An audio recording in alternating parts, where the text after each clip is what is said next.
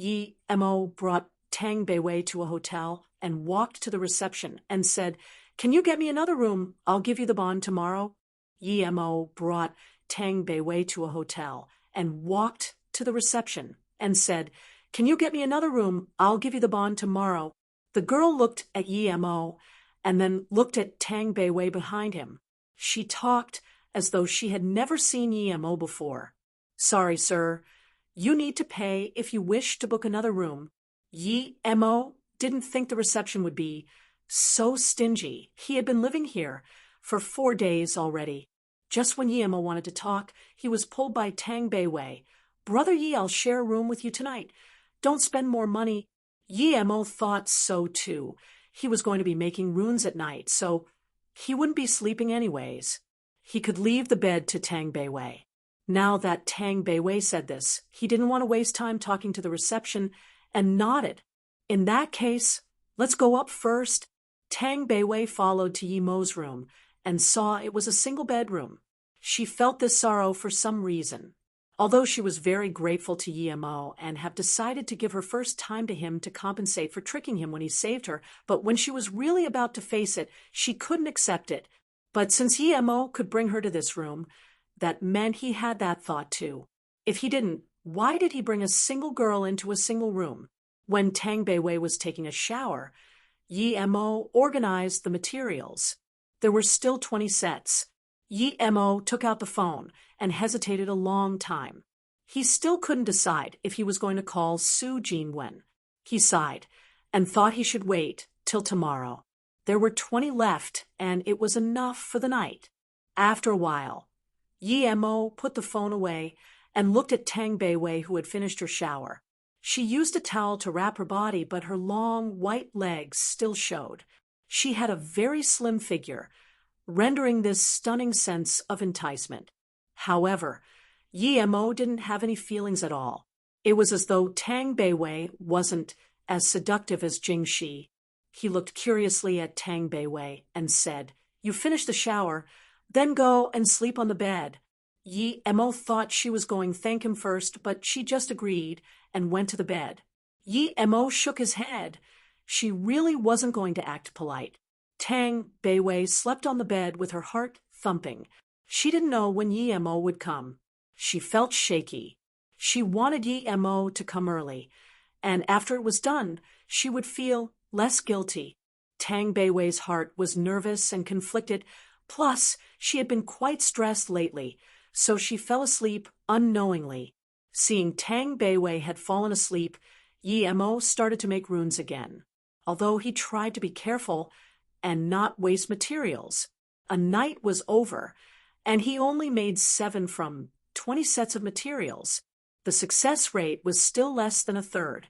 He rested for a long while before sighing. He packed up the things and took a shower. It was almost dawn, and he knew he had to borrow money. If he didn't, it was impossible to beat Jing Shi with the 30 runes he made. Plus, there might be more than one with Jing Shi's strength. Tang Beiwei slept very comfortably. She opened her eyes, but didn't see anyone beside her. Yi Mo didn't sleep on the bed last night. She sat up subconsciously and realized her clothes were fine, untouched. The blanket slid down, and she quickly pulled. Yi Mo saw Tang Beiwei sit up. He came over and said, "I need to go out for a bit. Don't run around after you get up. Wait till I get some money."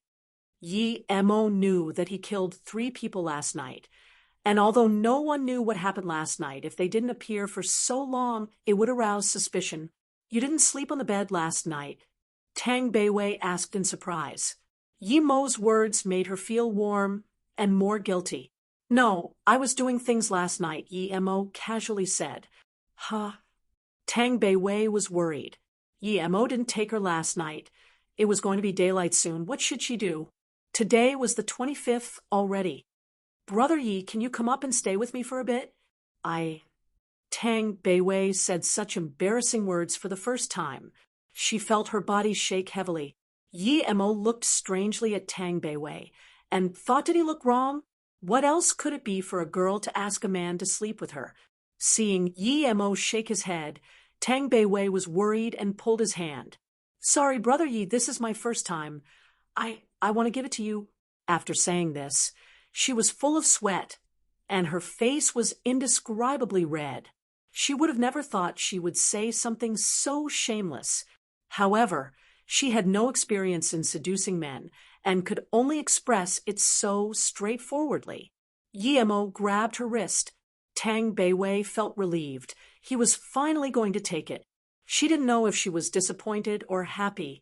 There were all sorts of feelings, but she didn't dare to look at Yi Mo. Yi Mo noticed the bracelet on Tang Beiwei's wrist. It was the exact same one his sister gave him. What was this? Tang Beiwei's hand was grabbed by Yi Mo, but she didn't see him do anything for a long while.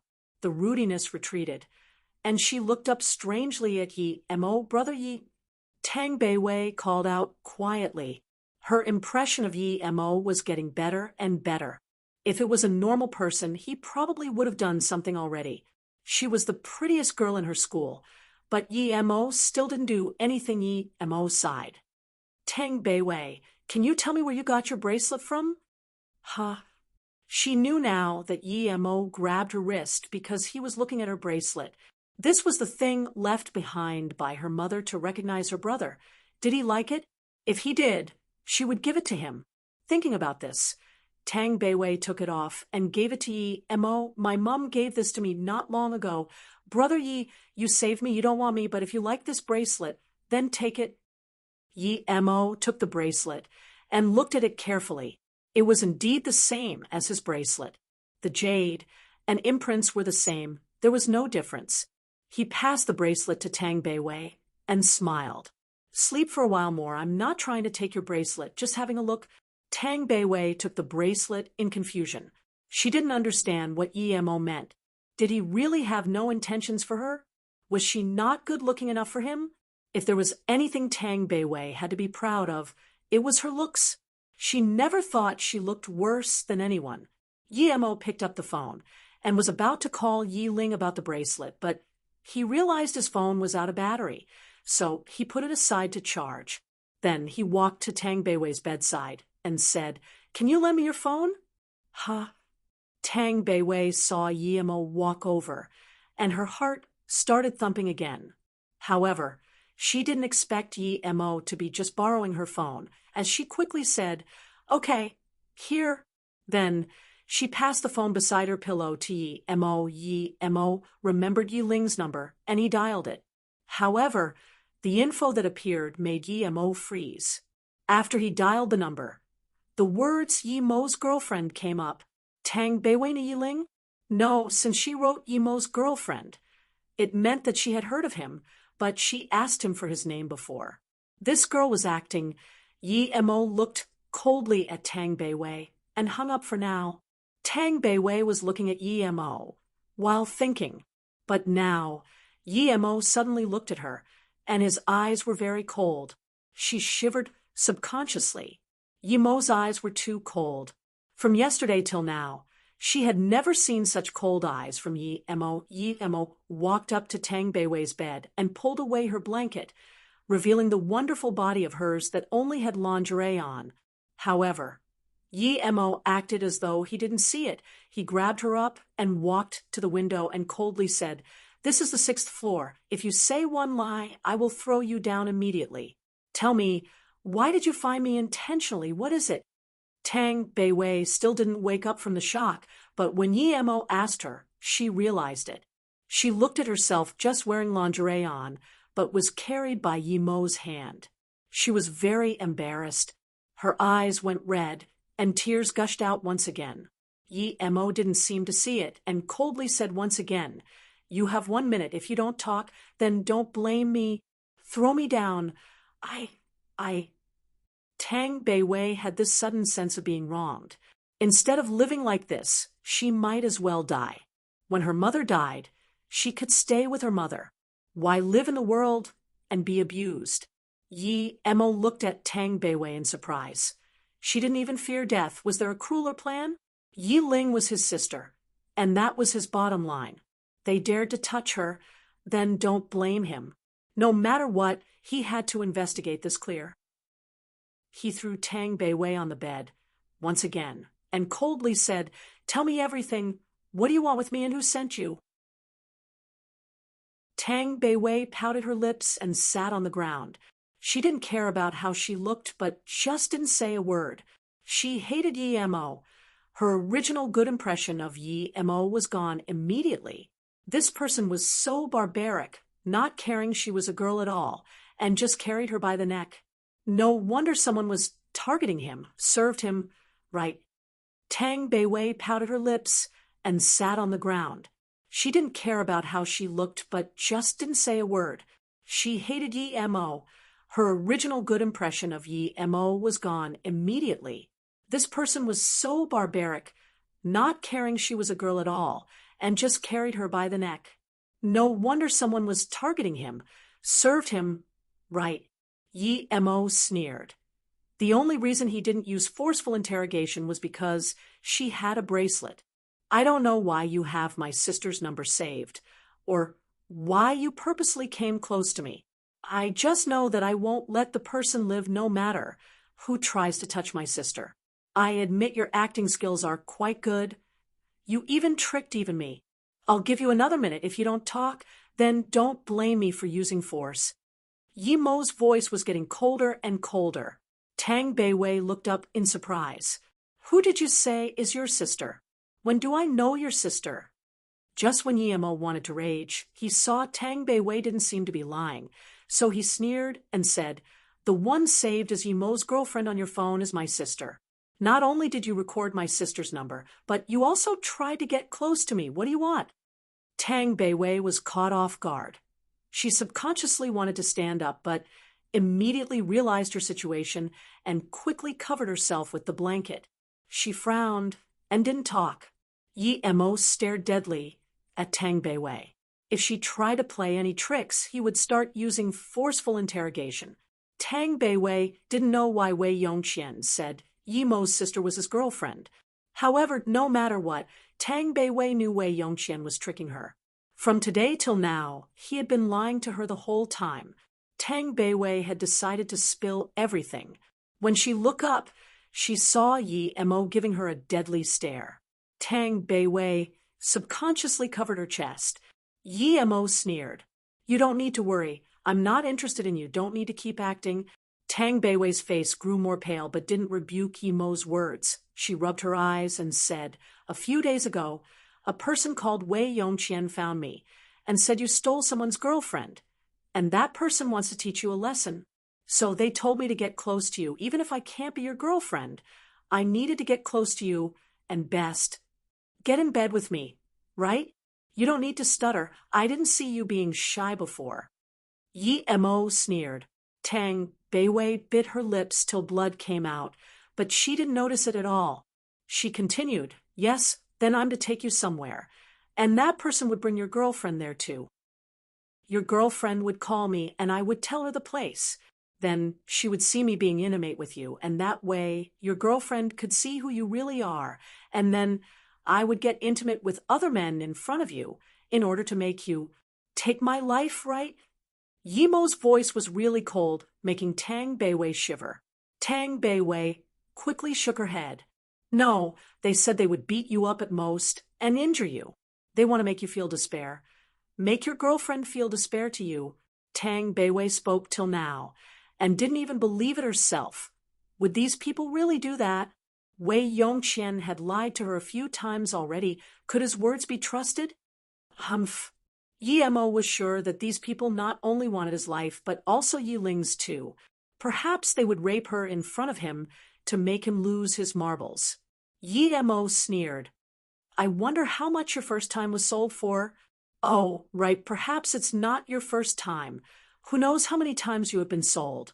Because Yi Ling's life was on the line. It was the first time Yi Mo spoke so harshly to a girl. Tang Beiwei opened her mouth and spat out blood. Her face was pale like paper, but she bit her teeth, not wanting to say a word. She had tricked him already, so he could do whatever he wanted to her. She could only blame herself for having such a harsh life. Anyone could step on her dignity and life. She had no parents anyways. Although she tricked him too, she was taking the most precious thing she had to compensate him, Was this not enough?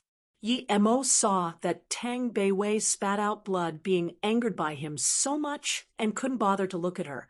Although she was pitiful, she was more detestable. Yi Mo picked up the phone and called Yi Ling brother. Why did you call? I haven't been able to contact you. Yi Ling's crisp voice sounded, making Yi Mo feel relieved. I'll be coming back soon. Has someone been calling you recently to come out? Yi Mo asked immediately. Yi Ling's voice quickly sounded. No. What's wrong? Good. Listen, if I want to find you, I will call you myself. If someone else calls you, don't believe them. Do you understand? And my phone won't be shut recently. Call me immediately if something happens, Yi Mo warned. Yi Ling knew that she didn't know about a lot of Yi Mo's things and worriedly asked, I understand. Are you all right, brother? I'm fine. I need to ask you one thing. Can you tell me more specifically about the bracelet you gave me last time? Yi Ling didn't know why Yi Mo suddenly asked about this. She hesitated for a moment before saying, Second brother gave this to you, saying your mother left it behind. I don't know the specifics. Yi Mo hung up the phone in disappointment. He expected this answer, but he was still disappointed. To be honest, he came from a different world, so he didn't really care about the bracelet that much. But today, he saw the same bracelet, and that reminded him of this again.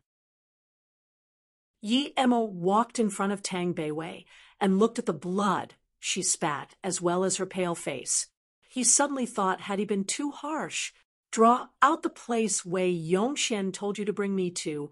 Then Yi Mo gave Tang Beiwei pen and paper. Tang Beiwei was like a doll and didn't move at all. Yi Mo sneered. I know, even if you don't say. Is it at a distant place? Tricking my sister and I there? And then kill us? You're very smart. Do you think these people would let you go after killing us? You're too naive. I don't know what they promised you, but I can surely tell you, stop dreaming. Tang Beiwei's dead. Eyes seemed to move a little. She looked up subconsciously and numbly said to Yi Mo, I never wanted to kill you, nor harm your sister. Those people just want to take revenge on you. Kill. Tang Beiwei had a jeer on her face, but didn't say anything. It was a legal society now. Could they kill easily? Yi Mo was thinking, who wanted to trick him there? The Song family or someone else? The Song family had the guts? Yi Mo sneered. If one didn't kill the snake, he would be harmed by it. Regardless of whether it was the Song family, he needed to go to Beijing and end this. He wasn't afraid of them, but what about the people he cared about? But why did these people choose Tang Beiwei? He took a good look at her face. Although her face was numb and swollen, he saw that she was a girl that was as pretty as Su Jingwen. It was just that she didn't put on any makeup. She didn't even draw her brows, but there was a sense of natural beauty. Yi Mo took back his eyes, thinking these people were really sinister. He didn't know where they found her, but since Yi Ling was fine and he noticed this plan, his anger towards Tang Beiwei was gradually gone.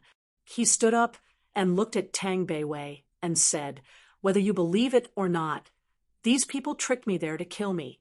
So you owe me. If you still have conscience, then tell me, what did they promise you? And where did your bracelet come from? Tang Beiwei was sure from Yi Mo's tone that what he said was true. Those people really wanted to kill him. Although Yi Mo was so vicious with his words just then, Tang Beiwei felt Yi Mo was more trustworthy than Wei Yongxian. Perhaps it was because Yi Mo cared about his sister too much. When could she have a brother who cared about her like that? Her sister was really fortunate having a brother that cared about her so much. Then Tang Beiwei thought about herself. She was a wild child. Other than a mother she lived with, no one else cared about her. All the people that tried to get close to her had all sorts of motives. They either lusted after her beauty or had sinister plans. Thinking about this, she couldn't help but shed tears, although she warned herself again and again that she couldn't shed tears in front of this mean person even if she died, but she couldn't help the feeling of sadness from sprawling up. Yi Mo didn't force her again. He just coldly stood there, waiting for her to reply. Although he knew Tang Beiwei must have been tricked, he didn't sympathize her at all. Because my mom needs surgery, but I can't afford the money. So Tang Beiwei didn't continue. Yi Mo had understood, and regretted using those vicious words to attack her just then. He should forgive a girl who sold herself for her mother, no matter what the reason. Yi Mo's eyes eased up, and his voice was no longer as cold as before. Talk about that bracelet. My words were too serious before. Sorry. However, you're so old already. How can you be tricked so easily? Seeing how you're desperate to save your mother, I won't hold it against you. Tang Beiwei looked up at Yi Mo in shock. She seemed to be astonished by Yi Mo's calm temperament. Ever since he knew he was tricked by her, his tone had been getting colder and colder. This was the first time he talked to her with such tone. She felt a sense of being wronged and wanted to cry, but she knew that no matter how she felt wronged, she shouldn't cry in front of strangers again. Tang Beiwei looked up at Yi Mo in shock. She seemed to be astonished by Yi Mo's calm temperament. Ever since he knew he was tricked by her, his tone had been getting colder and colder. This was the first time he talked to her with such tone. She felt a sense of being wronged and wanted to cry, but she knew that no matter how she felt wronged, she shouldn't cry in front of strangers again. Seeing Tang Beiwei cry more and more, Yi Mo frowned but didn't say anything. He was waiting. Although he really wanted to go now, Tang Beiwei still hadn't told him about the bracelet, and he didn't want to just leave like that. After a long while, Tang Beiwei calmed herself down and said, "The bracelet was given to me by my mother when she was really sick. She said I wasn't her biological daughter but was picked up from a temple 20 years ago. The bracelet was left behind before, and my mum said I was one of 2 children left there. Other than my mother, another couple took a child too. We would use these bracelets to recognize each other. So." Yi Mo was suddenly shocked. If what Tang Beiwei said was real, then wouldn't the other child be him? Was he really picked up from the temple? He thought about the DNA test at the Yi family. That was actually real? His face suddenly paled. That meant that Tang Beiwei was his real sister, but Yi Ling wasn't. However, he just made her spit blood. Although his soul wasn't the original Yi Mo, he couldn't avoid the blood on him. Tang Beiwei didn't look up at Yi Mo and said, "Yi Mo, although I wanted to harm you, I didn't get the chance to. Since you don't want me, if you like this bracelet, then take it. Treat it as my compensation. To me, I have no kin other than my mom. After Mom leaves, there's no need for me to keep this bracelet." Her voice got quieter until it was almost unhearable. For the first time, Yi Mo regretted what he did and said, ever since he started cultivation, he had never regretted about anything. This time, he truly regretted.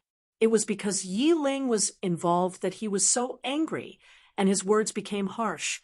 Although he wasn't completely sure Tang Beiwei was his sister, Yi Mo was now deeply regretful towards his vulgarness. Tang Beiwei looked down in melancholy, but didn't notice Yi Mo move at all. She subconsciously looked up at Yi Mo. Yi Mo's face was very pale, perhaps even as pale as her. Tang Beiwei forgot about her situation, and forgot about how the man in front of her was so rude to her. Yi Mo took a long sigh, and stared at Tang Beiwei for a long while. Tang Beiwei couldn't take Yi Mo's look and looked down again. She didn't know what Yi Mo was going to do to her. She just didn't care anymore. Yi Mo sat down, helped put a jacket on Tang Beiwei, and put his arm around her, bring her to rest on him. Tang Beiwei was shocked. What happened to Yi Mo? He didn't seem to be right. "Sorry, Beiwei. My words were too harsh. I apologize to you."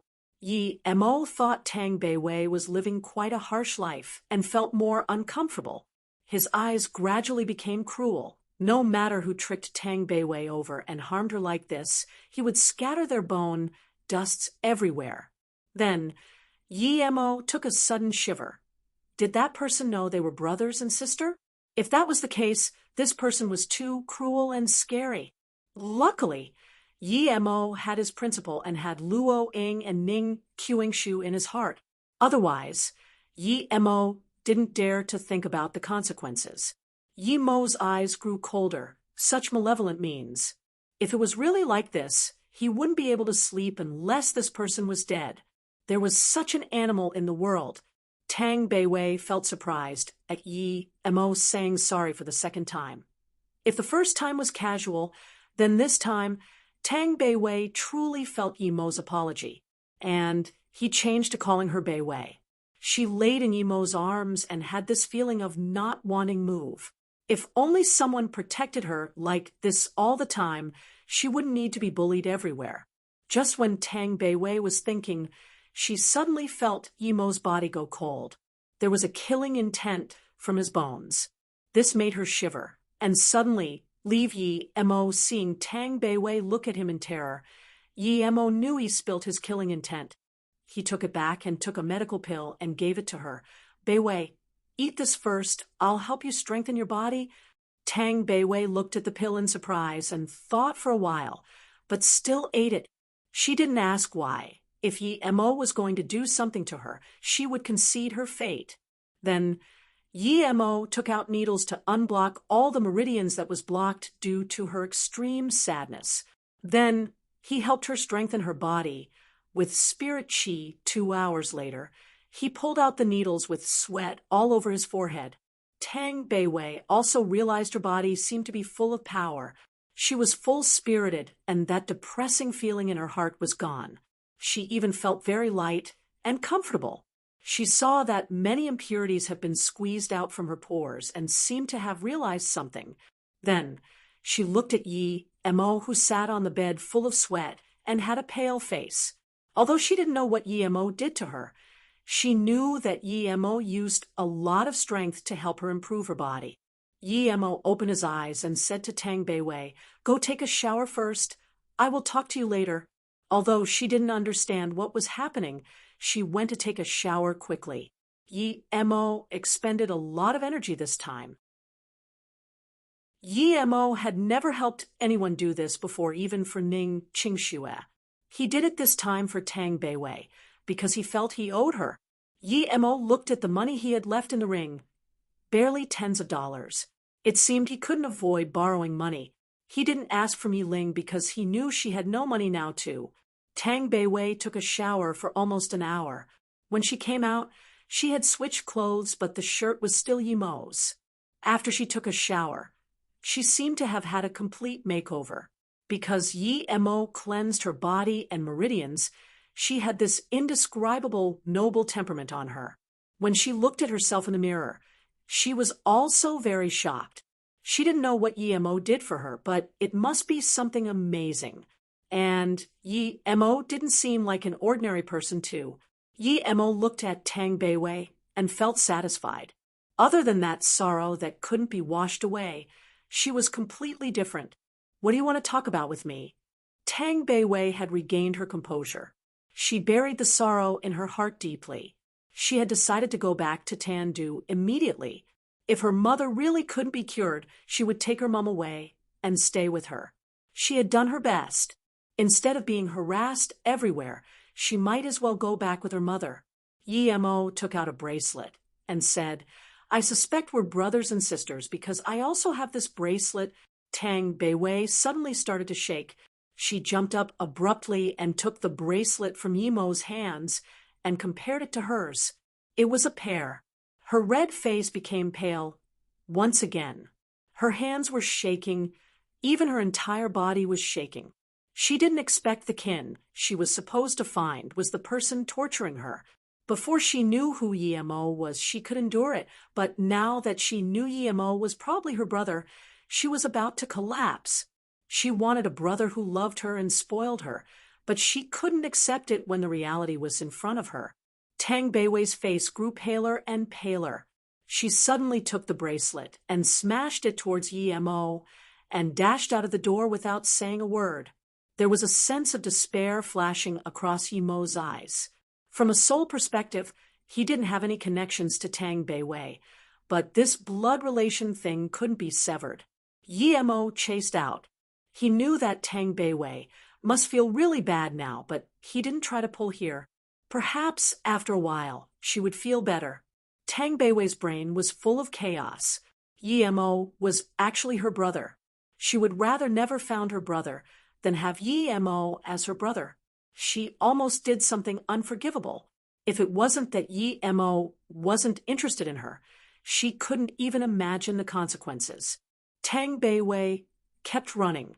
She hated Yi-mo. If he had the bracelet, why didn't he take it out earlier? There were so many people in the world. Why did it have to be Yi-mo? Tang Beiwei kept running forward tirelessly as though something ahead could set her free. Her brain was chaotic. She wasn't thinking. Yi-mo followed behind her worriedly.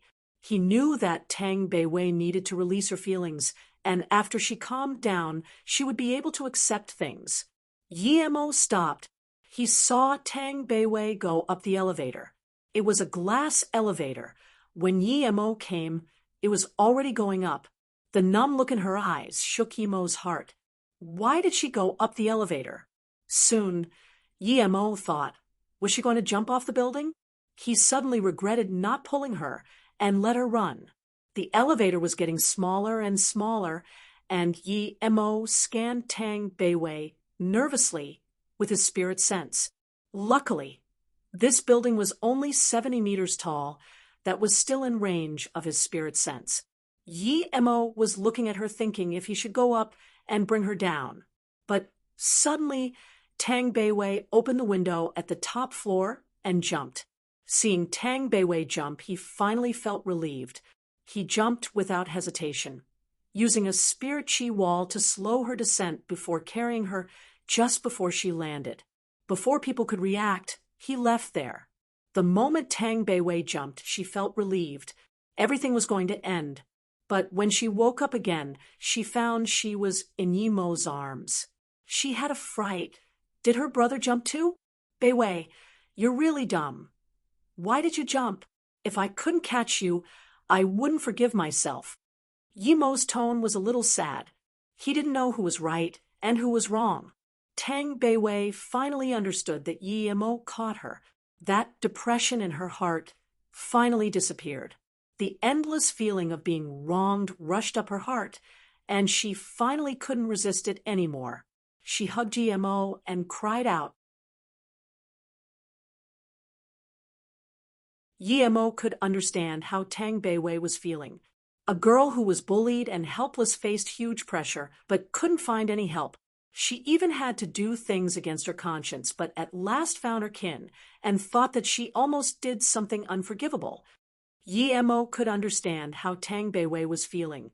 A girl who was bullied and helpless faced huge pressure, but couldn't find any help. She even had to do things against her conscience, but at last found her kin and thought that she almost did something unforgivable. He put Tang Beiwei down and stayed silent for a while before saying, "We both didn't know at the time. Plus, even now, we can't be sure if we're related for sure. After all, we can't just tell by a bracelet, so don't worry. Even if we're really siblings, we don't need to worry even more, right?" Although Tang Beiwei had calmed down now, Yi-mo still comforted her. Tang Beiwei stopped and looked at Yi-mo. "Brother Yi, do you want to do a DNA test with me?" She didn't know what to call Yi-mo. She felt brother was too sudden, but Yi-mo wasn't suitable either. Yi-mo smiled. "No need. I don't like that. Real or fake, you will be my sister from now on. I will treat you just like Yi-ling. No matter what happens, just come find me. Remember, I'm your brother." "Brother?" Tang Beiwei seemed a little lost as she wiped her eyes. She wanted to say something, but eventually didn't. Was her prayer finally heard by the heavens? And did she finally get a big brother? Yi-mo said he didn't want to do DNA check, but she felt a little lost.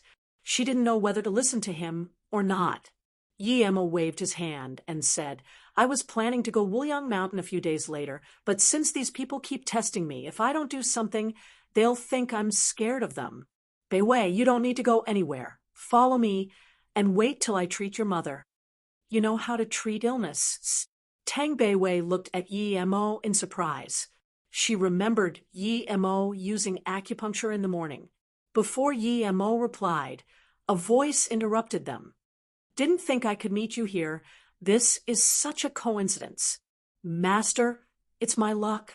A Porsche stopped in front of Emo.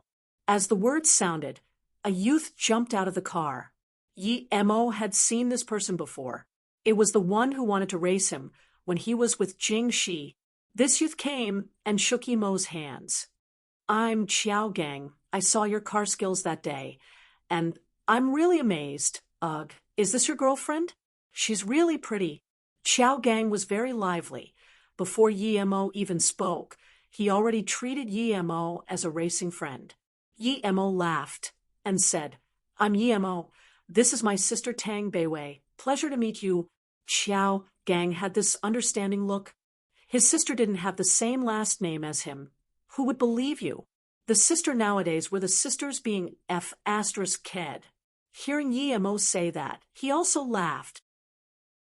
So that's it. Brother Yi, I've been trying to find you last time, seeing your car skills. I just heard your car, went into Yuan, but I really didn't expect to see you here. I'm so lucky. I don't have much hobbies, but I love cars. If you brother don't mind, I wish to invite you to food and talk about car skills. Emo smiled and said, That's fine, but I don't have time now. I still have important things to do, so let's talk about it next time. If it was a normal person, they would have realized that Emo was not interested, but Xiao Gang just phased and said, No problem. I'm a little famous around here. If you need any help, just ask me because I might need your help soon. This is my name card. Xiao Gang passed it to Emo and rubbed his hands. Obviously, he was a little awkward about finding Emo for help. Although he was very energetic and social, it was the first time they met properly. Much less Emo didn't really want to talk to him. His words were quite unsuitable, but he had seen Emo's car skills. As long as Emo got in the car, he wouldn't be able to chase up to him at all. Although he didn't know Emo well, he knew he wasn't someone to be shocked by status and money. If that was possible, Emo wouldn't have ignored him last time and drove off. After all, not much people drove limited edition cars like him. As such, in order to be friends with someone like Emo, he needed to lower himself and treat him as equal. Emo took the name card and looked. He knew that this person wasn't as straightforward as he appeared. This person knew this was the best way to communicate with him. This Xiao Gang wasn't an impulsive person but was quite cunning. He knew how to observe and even knew the best means to communicate with people. This was a little interesting, but Emo didn't detest it. Perhaps he really liked cars and wanted to find someone to help him race. No need for help. I'm just missing some money, and I'm going back to get some money. If I'm free, I will call you. Emo said that intentionally. He wanted to see how much of a help this Xiao Gang could give him. If it could solve his money difficulties, he didn't mind help Xiao Gang. However, if he was going to be stingy on this, then never mind. Hearing this, Xiao Gang's face was immediately filled with smile. Brother Yi, although it's not something to brag about, but I have some money to spend. How much do you need, Brother Yi? Emo nodded and casually said, I wonder what you would like me to help with. Xiao Gang saw that his plan was seen through and rubbed his hands awkwardly. There's a race at the end of next month. It's very important to me, but I know with my skills I'm not likely to win if... Emo already knew what it was. He waved his hand and asked, What's the largest prize? The prize is only a little less than $1 million, but we all don't care about the prize money. Instead, something else is awarded with the prize money. Other than this, there are also some conflicts in interest, but Xiao Gang was stuttering. Obviously, some things weren't good to make clear. Emo waved his hand and said, Okay, I'll agree to help you get this first. I'm not interested in other things. I need 500K now. I will contact you by the end of the month. Hearing Emo's words, Xiao Gang's face was full of joy and surprise. He quickly stuffed a card in Emo's hands. Password is all 8. There's around 600K in there. I'll be waiting for your call. Then, before Emo could talk, he didn't even ask for Emo's contact number and just went in the car. A rumble echoed out, and the car soon disappeared. Xiao Gang clearly saw Yimo's car skills. The latter could use a normal Audi to leave his Porsche in the dust. This wasn't something normal people could do. Yi Mo shook his head, thinking this Xiao Gang is really interesting. It was obvious that Xiao Gang was very rich. He didn't really care about that few hundred thousands, and he wouldn't worry that Yi Mo would go back on his words for that amount. Xiao Gang was afraid he would regret his actions, so he quickly drove away, decisively and astutely. Tang Beiwei looked at Yi Mo in a daze and said after a while, "Brother, you know this person?" Then she just realized that her brother sounded so natural. Yi Mo shook his head. "I don't know him." "Don't know? Then why did he give so much money to you? And these people are usually powerful. If we annoy him, we... Plus, racing is dangerous and... Before Tang Beiwei finished, Yi Mo already knew what she was thinking. Tang Beiwei was living at the bottom and was scared of these young masters the most. Yi Mo caressed her head pitifully and said, "It's okay. If I'm not in need of money shortly, I wouldn't care about a few 100,000. Let's go eat first and talk later." Tang Beiwei helplessly shook her head. She worked so hard for 200K and was about to sell everything she had, but her brother just said one sentence and got 600K from someone he didn't even know. After eating with Tang Beiwei, he took out 200K to buy 1,000 sets of materials before helping Tang Beiwei buy some clothes. Then he gave the remaining 300K to her. "I don't need money. I just want to go back and save my mother," Tang Beiwei rejected. Yi Mo stashed the card on her hand again and said, "You also saw that it's very easy for me to earn money, so take these first. Wait till tomorrow and call Wei Yongxian, just do according to the original plan." Tang Beiwei hesitantly took the card and said, "Brother, since you already know he's trying to harm you, why are you still taking the bait?" Yi Mo sneered and said to Tang Beiwei, "I know he's plotting against me. That's why I'm going. Don't worry." Yi Mo and Tang Beiwei went back to the hotel, but saw police out there investigating. He immediately knew that Wang Xianxian's incident was probably being investigated right now. He immediately called Xiao Gang. Although he didn't know who he was, a small thing like this shouldn't be hard for him. As soon as Xiao Gang picked up Yi Mo's call, he was very happy. To him, this was Yi Mo telling him how to contact him indirectly. He quickly told Yi Mo not to worry, and no one would come investigate him. He didn't know that only permitted numbers could reach Yi Mo's phone. Other people wouldn't be able to reach it, since his phone was a custom-made one given to him by Han Zaixin. As soon as Xiao Gang picked up Yi Mo's call, he was very happy. To him, this was Yi Mo telling him how to contact him indirectly. He quickly told Yi Mo not to worry, and no one would come investigate him. He didn't know that only permitted numbers could reach Yi Mo's phone.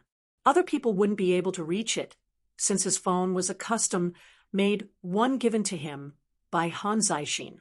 Yi Mo put down the phone and sighed. It was so easy with connections. As soon as he hung up, his phone sounded again. It was Yi Ling. Yi Ling's voice was anxious. Yi Mo told her to be careful in the morning, and now there was someone calling her to go Wuliang Mountain, saying Yi Mo was waiting for her there. Yi Mo was angry and told Yi Ling to say she wouldn't be able to leave now and needed a few days if she received this call again. Then he told her to not go places, even the school, and just stay at the Yi family mansion. Then he called Zhang Ju. "Instructor, I thought you were ditching us. You haven't contacted us for so long." Zhang Ju's voice was welcoming. He was very happy about Yi Mo's call. Yi Mo knew Zhang Ju thought of him as a real friend and felt warm at heart, but he seriously said, "Please help look after my sister these few days. And tell Li Pu about the Song family and ask him to find a few people to keep eyes on them. If there's something, call me immediately." "Don't worry, instructor. Leave it to me," Zhang Ju's affirmative voice sounded. Yi Mo felt slightly relieved and then said, "Brother Zhang, stop calling me instructor. If you think we're friends, Then just call me Yi-mo. Ha, okay, I'll call you young Master Mo from now. Zhang Ju knew Yi-mo was treating him as a brother now, and felt even happier. Yi-mo then called Li Hu. Although he already asked Zhang Ju, he was still afraid something would happen to Yiling. Tang Beiwei looked at Yi-mo make all those calls and quietly said after half a beat, "Is Yiling your sister? You're really nice to her." She thought of Yi-mo being very harsh to her due to Yiling and felt sour. Yi-mo looked at Tang Beiwei and subconsciously smiled while patting her head. "You're also my sister. I will treat you the same. Stop feeling bad over what happened in the morning. That is the first and last time." Just when she was about to tell Yi-mo not to always pat her head, she was a little lost in thought. She finally had a big brother too. She wouldn't need to live like before and be harassed everywhere. Thinking about this, her eyes got red. Everything was like a dream. Was this really a dream? She inched her arm and felt pain. It shouldn't be a dream. "Let's go. What are you thinking about? Let's go in first." Yi-mo pulled. "Now that we have money, I'll open another room." Tang Beiwei came to her senses. Yi-mo waved his hand. "No need. You are still staying with me tonight." Huh? Tang Beiwei looked at Yi-mo in shock. They didn't know they were siblings yesterday, but now that they did, how can they still live together? Yi-mo pulled Tang Beiwei in, and when there was no one, he said, "If you changed room tonight, people would know immediately, and my plan will fail." "Oh." Tang Beiwei understood, but still worriedly said, "Brother, they have a lot of people, and their plan is precise. You're just by yourself." Yi-mo had decided to have a carnage. It wasn't suitable to bring Tang Beiwei. "No, I want to go as well. Although I'm a girl, I still know a few moves. I can help you." Tang Beiwei rejected. Yi-mo closed the door and felt warm. Kins were kins indeed. She was still plotting against him yesterday, but now she was risking her life to help him. However, he wouldn't allow Tang Beiwei to go with him, no matter what. Yi-mo knew that since these people had made up their mind, they were sure they could keep him. It meant that they spent a lot of effort, and if Tang Beiwei went, he wouldn't be able to take care of her. "Beiwei, do you think other people could catch you when you fall from tens of meters high?" Yi-mo didn't try to persuade her, but used fact to ask. Tang Beiwei phased. Indeed, she still didn't remember how she was caught falling from that high. Anyone wouldn't be able to catch her? She looked at Yi-mo full of inquisition. Yi-mo told her straight up because Tang Beiwei was his sister. "Because I've learned some Tao magic."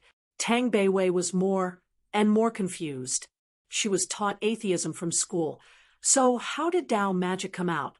Yi-mo knew it would only get more confusing the more he tried to explain, so he could only say, "You don't need to know about it for now. You will understand in the future. Call Wei Yongqin first and tell him you have succeeded. Ask him what to do next. I need to make some things. Don't disturb me for now." Although Tang Beiwei didn't know what that Tao magic was, but she wasn't dumb. No normal person could catch someone falling from tens of meters high. Perhaps she would be a burden to Yi-mo if she really went. Yi-mo helped Tang Beiwei make a defensive necklace and started to make more charms. Because he had a lot of materials, Yi-mo didn't need to worry about wasting material. At 5 p.m., he had made 10 from 30 sets of materials. When Yi-mo stood up, Tang Beiwei was already waiting for him with 2 boxes of food. Beijing's Song family, Dongfang Shi, Song Qiming, and Song Hai, were still discussing things in a secret room. Other than Dongfang Shi, who was calm, both Song Qiming and Song Hai were worried. Yi Ling said she isn't free tomorrow, nor the day after. What is this? "Mr. Dongfang, didn't you say Yi Ling would go as soon as she got news of Yi-mo?" Song Qiming worriedly said. Song Hai interrupted. Could Yi Ling have reached Yi-mo and knew that Yi-mo didn't call her? Dongfang Shi was calm and said, "Don't worry about that. Yi-mo's phone is always off. No one can reach him. I've done my investigation." Song Hai suddenly said, "How about we try calling him?" Dongfan Shi shook his head. No need. When Yi Ling said she wasn't free, I already tried Yimo's phone. It can't be reached indeed. We don't need to doubt this. Plus, even if Yi Ling didn't go, our plan would prevail. How does that work? Song Qiming asked desperately. Dongfang Shi shook his head and said, You will know when the time is right. Tang Beiwei just called and told me that she had succeeded and asked us what to do next. I've decided to make the plan to tonight. Song Hai said with confusion. Mr. Dongfang, why bring it forward? Didn't we say tomorrow morning? Dongfang Shi waved his hand and said, There's already people guarding outside the auction today. So I was just waiting for Yi Ling to go.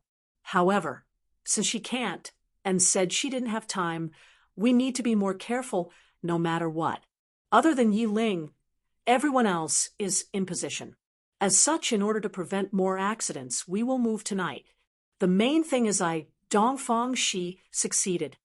Seeing Song Qiming and Song Hai look at him in confusion, Dongfang Shi sneered. Song family leader, you just need to watch the show. I promise you will get revenge in the most satisfying way. Song Hai, and I can go to Wuliang Mountain immediately. I will let Yi Mo know the consequences of troubling me. Then Dongfang Shi looked at Song Qiming, but was full of contempt. When this guy first heard about Tang Jin, he immediately acted as though he cared a lot. People would have thought he was coerced all those years ago, but it had been a few days now, and he seemed to have forgotten about it. He didn't even ask about Dongfang Shi. It could be seen he was a hypocrite, but this was best. Hearing Dongfang Shi's words, Song Qiming was immediately excited. He couldn't wait to see how Dongfang Shi was going to torture Yi Mo. However, he was also scared at the same time. It was too scary getting into enmity with this person. If it wasn't because his status was sensitive, even he wanted to see Mo's face of despair. After food, Tang Beiwei packed things up and said, Brother, you didn't sleep last night. I'll sleep on the couch tonight so you can get some good rest. Yi Mo waved his hand. No need. I have important business tonight. You sleep at night. Don't worry about me. Just when Tang Beiwei wanted to say something, her phone rang. She picked it up, then looked at Yi Mo and said, Brother, it's that way, Yongqian. I called him in the afternoon, and now he's calling me. Yi Mo immediately said, Answer it first. No matter what he says, agree. Tang Beiwei nodded and accepted the call. Yi Mo walked beside her. Xiao Tang, a change of plan. The hirer wants to go tonight, so you need to bring Yi Mo to that place tonight. Tomorrow, you can go back to Tandu and stay with your mother. You don't need to worry about everything else, Wei Yongqian's voice sounded. Dongfang Shi replied, Okay, I will take him there immediately. I know what to do.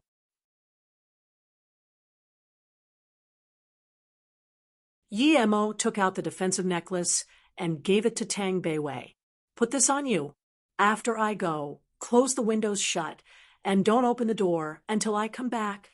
Yi Mo took out the defensive necklace and gave it to Tang Beiwei. Put this on you.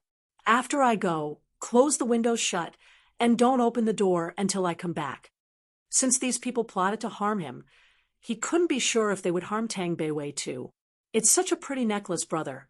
Is this for me? Tang Beiwei loved the exquisite necklace. She never had any jewelry.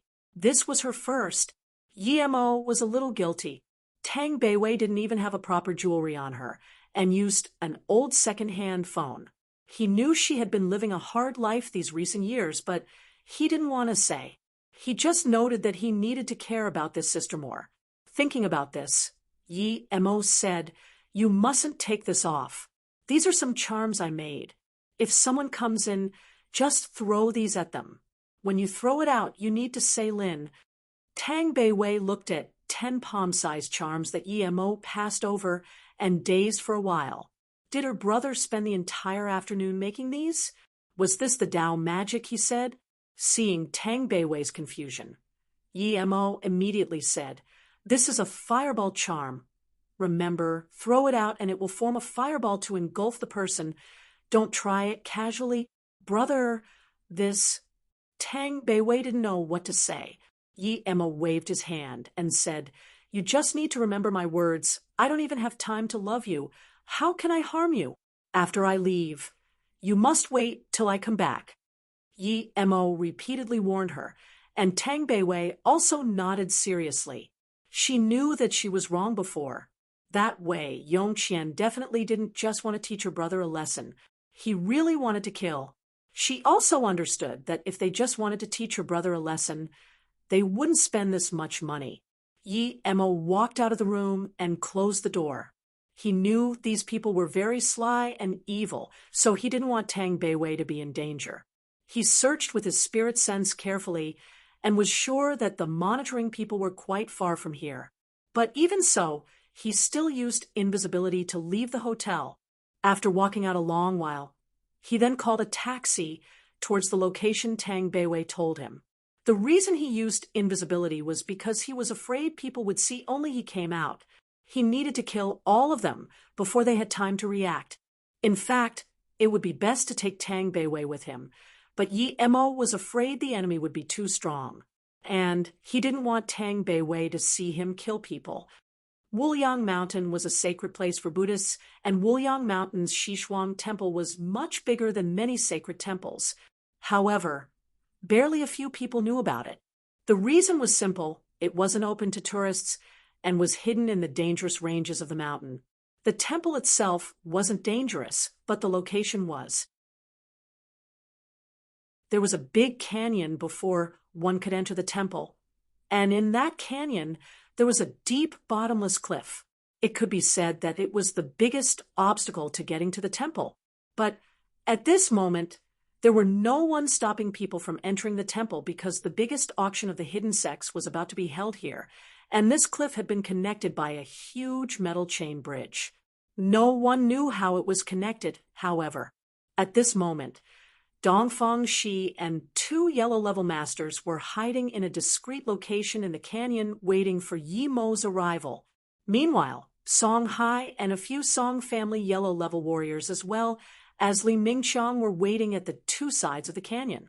They were waiting for Tang Beiwei to bring Yi Mo into that metal chain bridge and come back. If they couldn't, it meant that they already died. Other than Dongfang Shi and Li Mingqiang, other people were very focused. Dongfang Shi wasn't worried because he was confident. Li Mingqiang, on the other hand, was a black-level tertiary stage master. He didn't care about Amir. Yi Mo Song Hai opened his phone and checked before saying to Dongfang Shi, "Mr. Dongfang, a car is driving over here. It should be Yi Mo and Tang Beiwei. But strangely, the people I stationed around the hotel didn't see the 2 leave. I don't know how they got on the car." Dongfang Shi's heart suddenly jumped. He thought of the 2 town outside the desert and how Yi Mo could be invisible. He started getting a bad feeling, but his face didn't show it at all. Song Hai, the quality of your people needs improvement. Song Hai nodded and said, "I'm just afraid. Yi Mo doesn't have a life to come back after entering the metal bridge. In that case, although we got our revenge, it will not be very satisfying." Dongfang Shi nodded. "Brother Song doesn't need to worry. This will definitely be a satisfying revenge. But you're right. After all, the 2 guarding there are too strong. It wouldn't be good if they beat him to death. I need to go communicate inside. The reason we can stay here was because I told them. Now, I'll go tell them to leave Yi Mo one last breath. It should be fine." Then Dongfang Shi ordered the 2 next to him to listen to Song Hai. Then he said to Song Hai, "I'll be very quick. You take command here for now."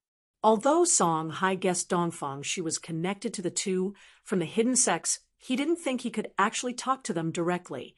He quite admired this and said, "Thank you, Mr. Dongfang. Leave this place to me."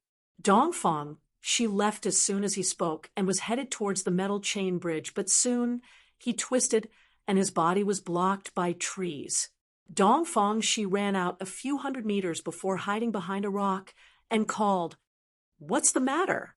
Why is there no report after the target has come out?" Dongfang Shi's voice was worried. "Advisor, We've been using the telescope to monitor the door of the hotel constantly. We didn't see any target. Soon his men reported. Dongfang, she knew things wasn't good. There must have been a mistake, but theoretically his plan shouldn't have been exposed. What was this? Even Song Chiming didn't know about this, so it was pure coincidence that he knew about Tang Beiwei and Yi Mo. However, how did Yi Mo know? Immediately send a few people into the target's room.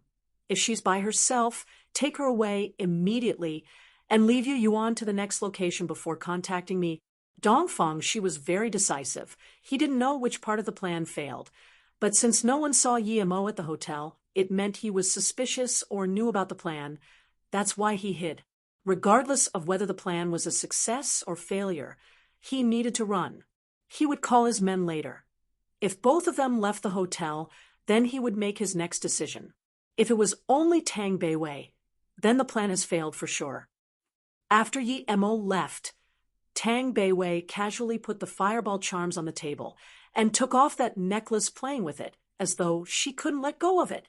Although never had any jewelry, she had seen many of the celebrities' jewelry on TV and seen it at the shopping malls. She had never seen a jewelry prettier than the one her brother gave her. The pearls emitted a faint glow and rendered a sense of serenity. It was really pretty. What happened today was like a dream, and she wasn't completely awake now. She had a brother who was very nice to her, but when he didn't know she was his sister, he was really mean and scary. Was Yi Mo really her brother? He really had a lot of secrets. She saw him take things out from him, but his clothes were really thin. So where did he leave things? And he bought so many materials today, but she didn't know where he put them. Suddenly, there was a banging on the door. Tang Beiwei was shocked. His brother said he would call her if he was going to come in. Who was knocking now? Tang Beiwei immediately thought of Yi Mo's words and put the necklace on her and picked up the 10 charms and stared worriedly at the door. There was another fit of knocking. Tang Beiwei summoned the courage, walked beside the door, and asked, "Who is outside?" She didn't expect the knocking to suddenly stop after she asked. She immediately began to worry. Brother wasn't here. Was the charms he gave her effective? Although Dongfang, she thought he probably was thinking too much. He would never take a risk on any small possibility. Last time at Sinai, if he wasn't quick, he would have been dead already. So regardless if Yi Mo fell for it, he would retreat decisively. He had no business there regardless. Dongfang, she took out the vibrating phone and answered the call. His men's report shocked him. He was only guessing, but he didn't really expect Tang Beiwei to be still at the hotel. Dongfang, she sweated and immediately told his men to take her away and wait for his call. Then he turned off his phone and ran for his life towards the outside. He didn't dare to meet up with his men at the hotel. He didn't believe Yi Mo would leave Tang Beiwei there after knowing his plan. He must have measures. The more he ran, the more he regretted. From now on, no matter what he did, he wouldn't come personally again. Although it was satisfying telling Yi Mo the truth in front of Yi Mo and watch him die in rage, nothing was more important than his life.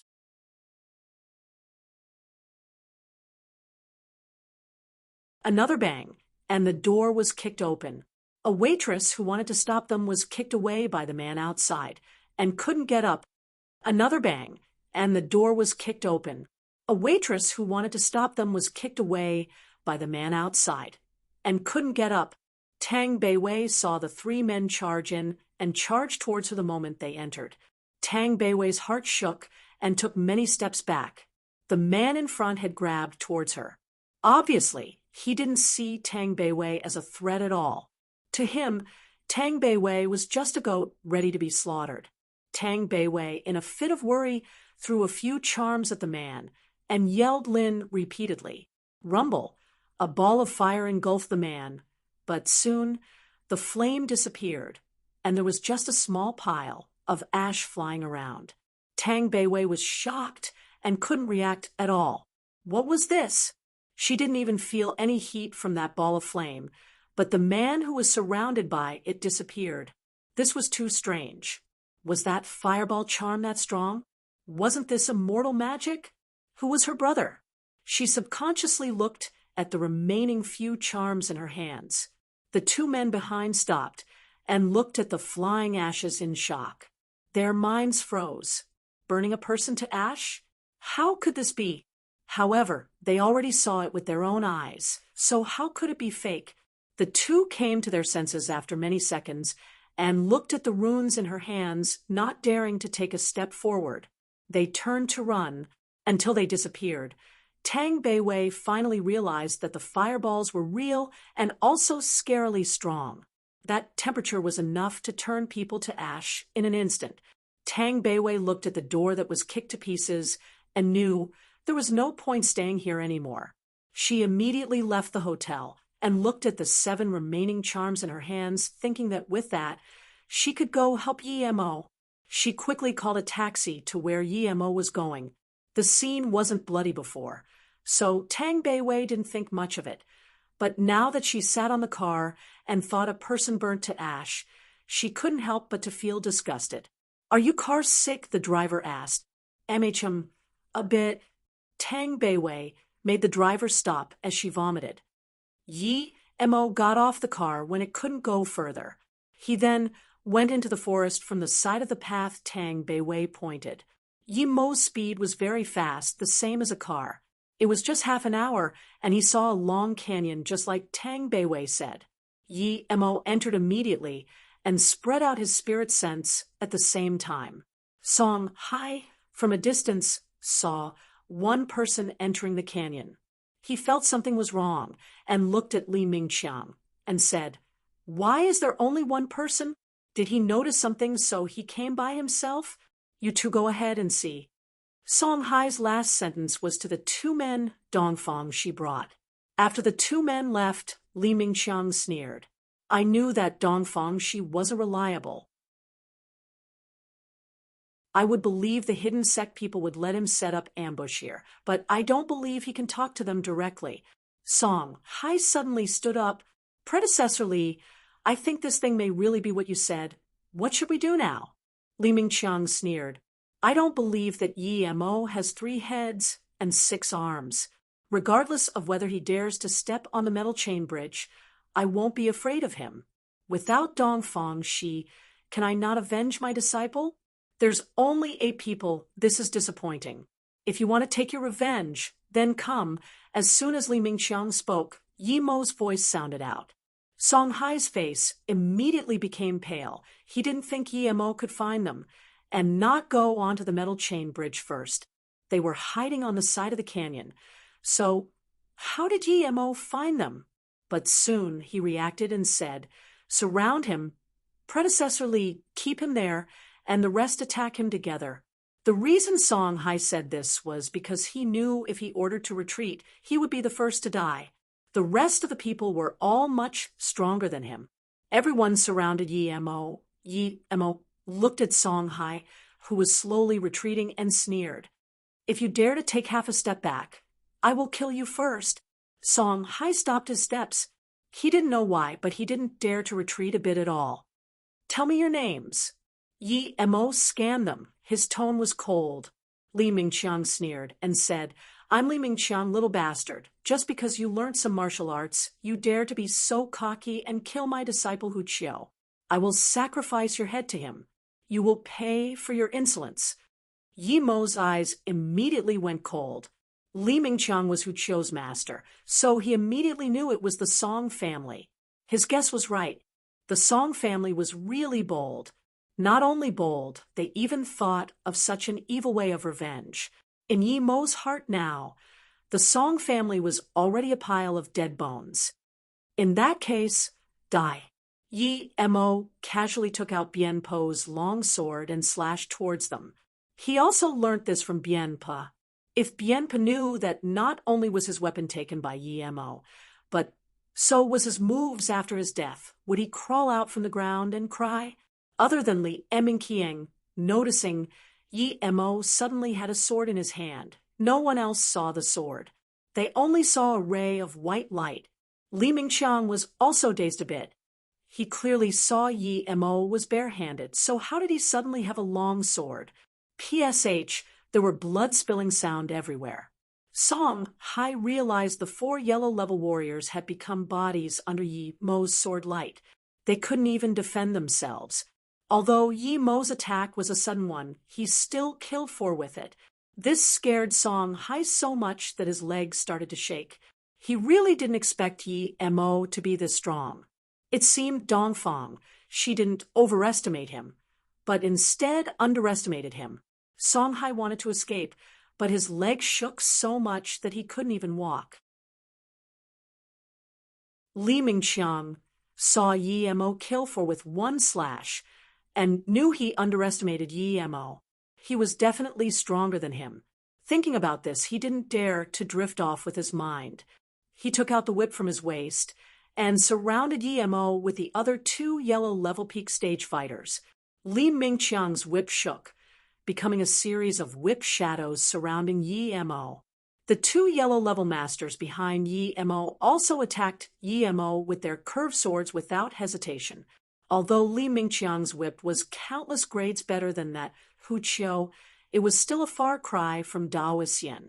Yi Mo didn't even use wind blade and just brought up his sword. Strike, strike, strike, he slashed out many times. His chi was plenty and had a long sword in his hand, so it was so much easier than when he fought Dao Xian. Li Mingqiang actually blocked 6 strikes from Yi Mo before there was the sound of his whip breaking. Yi Mo then broke another curved sword, slicing one of the men Dongfang she brought in half.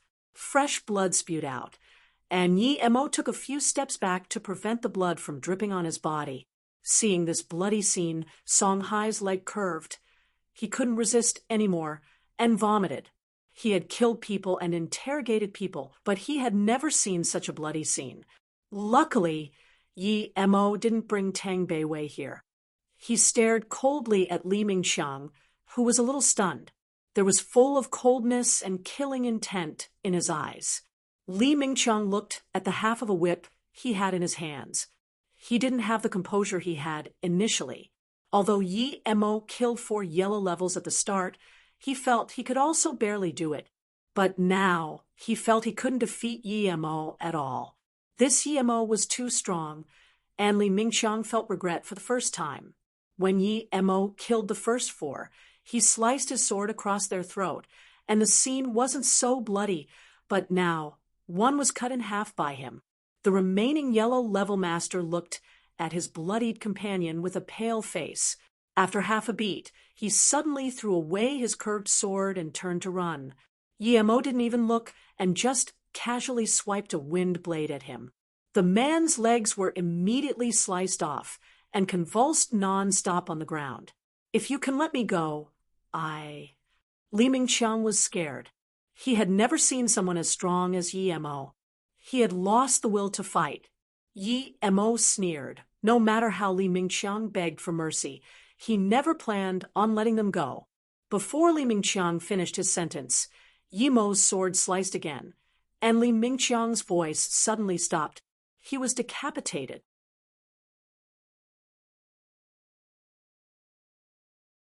The yellow-level fighter, who had his legs cut off, kept convulsing. He looked up and saw Yi Mo cut off Li Mingqiang's head. Under such great fear, he actually took out his knife and stabbed it into his heart. The yellow-level fighter, who had his legs cut off, kept convulsing. He looked up and saw Yi Mo cut off Li Mingqiang's head. Under such great fear, he actually took out his knife and stabbed it into his heart. Yi Mo didn't bother with him and just stared coldly at Song Hai as he walked slowly towards him. Song Hai's face became bloodless. He was full of regrets. He regretted coming with Dongfang Shi. He even regretted not persuading the leader to not mess with Yi Mo, but now it was all over. Yi Mo wasn't a person, he was a demon. Looking at the bloodied scene, he couldn't resist the waves of shock in his heart. Just how many people has he killed? "Don't kill me, I'll tell you everything." Seeing Yi Mo walk over, Song Hai's tone was of extreme terror. If he had another option, he would rather leave the Song family and hide than to go against Yi-mo. No need. I will make you speak the truth. Then Yi-mo tapped on Song Hai's forehead. Song Hai's manner immediately became soulless and dumb. Then Yi-mo coldly said, "Tell me everything about the Song family's plan." Yes, Song Hai didn't struggle at all. After the taxi drove to the foot of Wuliang Mountain, and a bit in, no matter how Tang Beiwei requested, the taxi driver wasn't willing to drive 1 meter further. Tang Beiwei knew that the driver was probably scared since it was night, but luckily it was probably about half an hour walk ahead. Tang Beiwei didn't force the driver, got off the car, and ran into the mountains. The driver didn't know what a girl was doing this late in a barren place like the Wuliang Mountain, but this wasn't something he could be concerned with. He quickly turned around and left with his greatest speed. 40 minutes later, Tang Beiwei came up from the mountain roads breathing heavily. She went into the side of the forest. After running into the forest, the silence of the night made her scared. The feral cats and nocturnal birds' cries scared her. She didn't dare to stay and walked faster and faster. However, she didn't have Yi-mo's capabilities and fell over many times after only walking a few hundred meters. Crack, there was the sound of a branch breaking. Tang Beiwei stopped subconsciously. Under the faint moonlight, a black shadow ran over. Tang Beiwei's skin was tingling. There was a black shadow in the forest at night? She was so scared she didn't dare to move, but the black shadow stopped 5 or 6 meters in front of her. It was a humanoid figure, very skinny, and had a goatee. He seemed very out of shape. There was someone up there this late. However, she looked on the ground and saw a shadow. Since there was a shadow, it meant it was a person, not a ghost. Tang Beiwei calmed down a little and stared at the shadow, but didn't talk. Dongfang, she was about to reach the mountain roads, but he actually saw a girl this late in the woods. He was indeed frightened quite a bit when he saw Tang Beiwei, but he immediately recognized her. It was Tang Beiwei. Dongfang, she rejoiced. Yi-mo, that bastard, almost made him die. He finally ran and survived. Today, he was finally able to take something back. Even though Tang Beiwei was a woman, her ability to make it here from the hotel meant that she had a few tricks. Dongfang, she wouldn't be careless facing against someone like her. He didn't even think and pulled out the gun and fired twice at her. He didn't want to kill her immediately. He will torture her to death and let Yi-mo know what happened to her.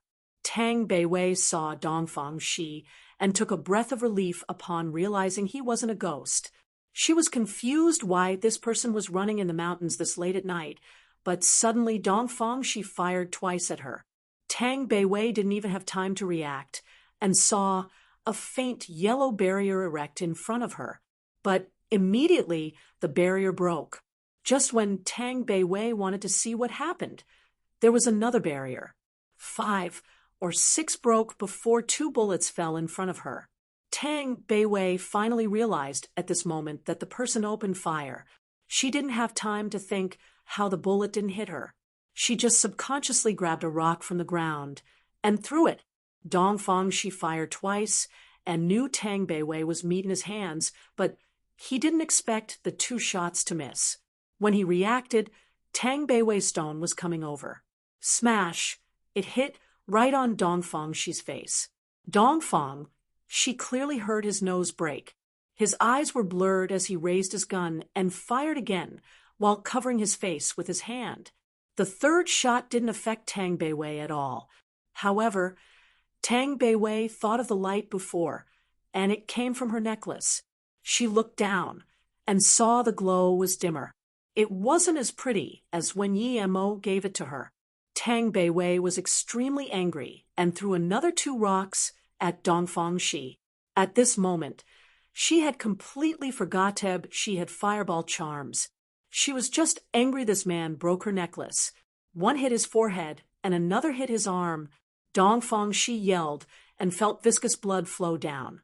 The hand holding the gun was hit, and the gun flew onto the ground uncontrollably. Tang Beiwei looked at Dongfang Shi, who squatted on the ground, and kicked onto his head. The skinny Dongfang Shi was kicked over and struggled to get up. Tang Beiwei picked up the gun, and now remembered she had fireball charms. She took out one but shook her head. If she used that, this guy was already a goner. As such, she didn't use one, and just beat him down. This way, she managed to save a fireball charm. She felt her necklace again. Tang Beiwei's heart was bleeding. Her brother finally gave her a good necklace, and it was ruined like this by the bastard. So brother's necklace could protect her. Otherwise, Tang Beiwei thought of the 2 gunshots and didn't dare to think the consequences. This guy was too bad. She must not let him go. She didn't even know him, and he was going to kill her. Tang Beiwei picked up the gun and aimed it at Dongfang Shi, ready to fire. Tang Beiwei never shot a gun before, but she knew it was easy. She only had to pull the trigger. Bang! Tang Beiwei realized her shot went wide. At this moment, Dongfang Shi flipped over and sat up. He also woke up under the gunfire and looked at the pistol in her hands. There was terror in his eyes, and he quickly said, "Girl, don't fire. I didn't see clearly just then. I thought it was something else, so I fired." That was a misunderstanding, a complete misunderstanding. Think about it. How would I know there was people here this late at night? Tang Beiwei frowned. Did he really not see it? Seeing Tang Beiwei frown and her gun was slanting down, Dongfang Shi felt relieved and quickly said, "It really is a misunderstanding. I'm lost and have been going around the mountain in circles. May I ask how to get out of here?" Tang Beiwei looked at Dongfang Shi's eyes. It was calm, and he didn't seem to be lying. However, who would be out here this late at night? This was quite strange. Tang Beiwei suddenly remembered this road lead to that canyon. Was it someone her brother missed? She subconsciously looked at Dongfang Shi's eyes again. It was too calm. This wasn't right. She learned acting before. Although it was very easy at that time, was he not scared of the gun when she was pointing it at him? His eyes should be scared a little, right? However, she didn't see it at all. She then looked at Dongfang Shi's hands. They seemed to be moving slowly, as though trying to support himself up, but Tang Beiwei already had the preconceived opinion that he escaped from her brother. She walked a few steps in and pointed the gun at Dongfang Shi's hand and fired. It was this close that Tang Beiwei didn't miss hitting Dongfang Shi right in the arm. Crank! A knife fell to the ground. Tang Beiwei immediately knew she was right. This guy was bad and almost killed her. Dongfang Shi's face immediately became pale. He didn't think Tang Beiwei would fire again. The knife in his hand fell. He originally wanted to stab her when she came to help him up, but now he felt worried. This girl was really fierce. He didn't know that since Tang Beiwei was so pretty, she acted very fierce to stop people advancing on her. "Don't shoot. I was telling the truth." Although Dongfang Shi was still trying to trick Tang Beiwei, but his eyes weren't as calm as before. "Okay, I won't fire," Tang Beiwei said and took a few steps forward. Dongfang Shi felt relieved but stared deadly at Tang Beiwei. As soon as she came near, he would take the gun from her. However, when Tang Beiwei was about 2 meters from him, she stopped and fired again at Dongfang Shi's knee. "Arda, you stupid b****. Dongfang Shi didn't expect Tang Beiwei, who was so kind just then, to be so nasty. Tang Beiwei ignored him and fired again at his leg, thinking that this pistol was really easy to use. However, she pulled the trigger many times, and there was no reaction. She immediately understood she was out of bullets. She put the gun in her pocket and took out a fireball charm, but took a few steps back.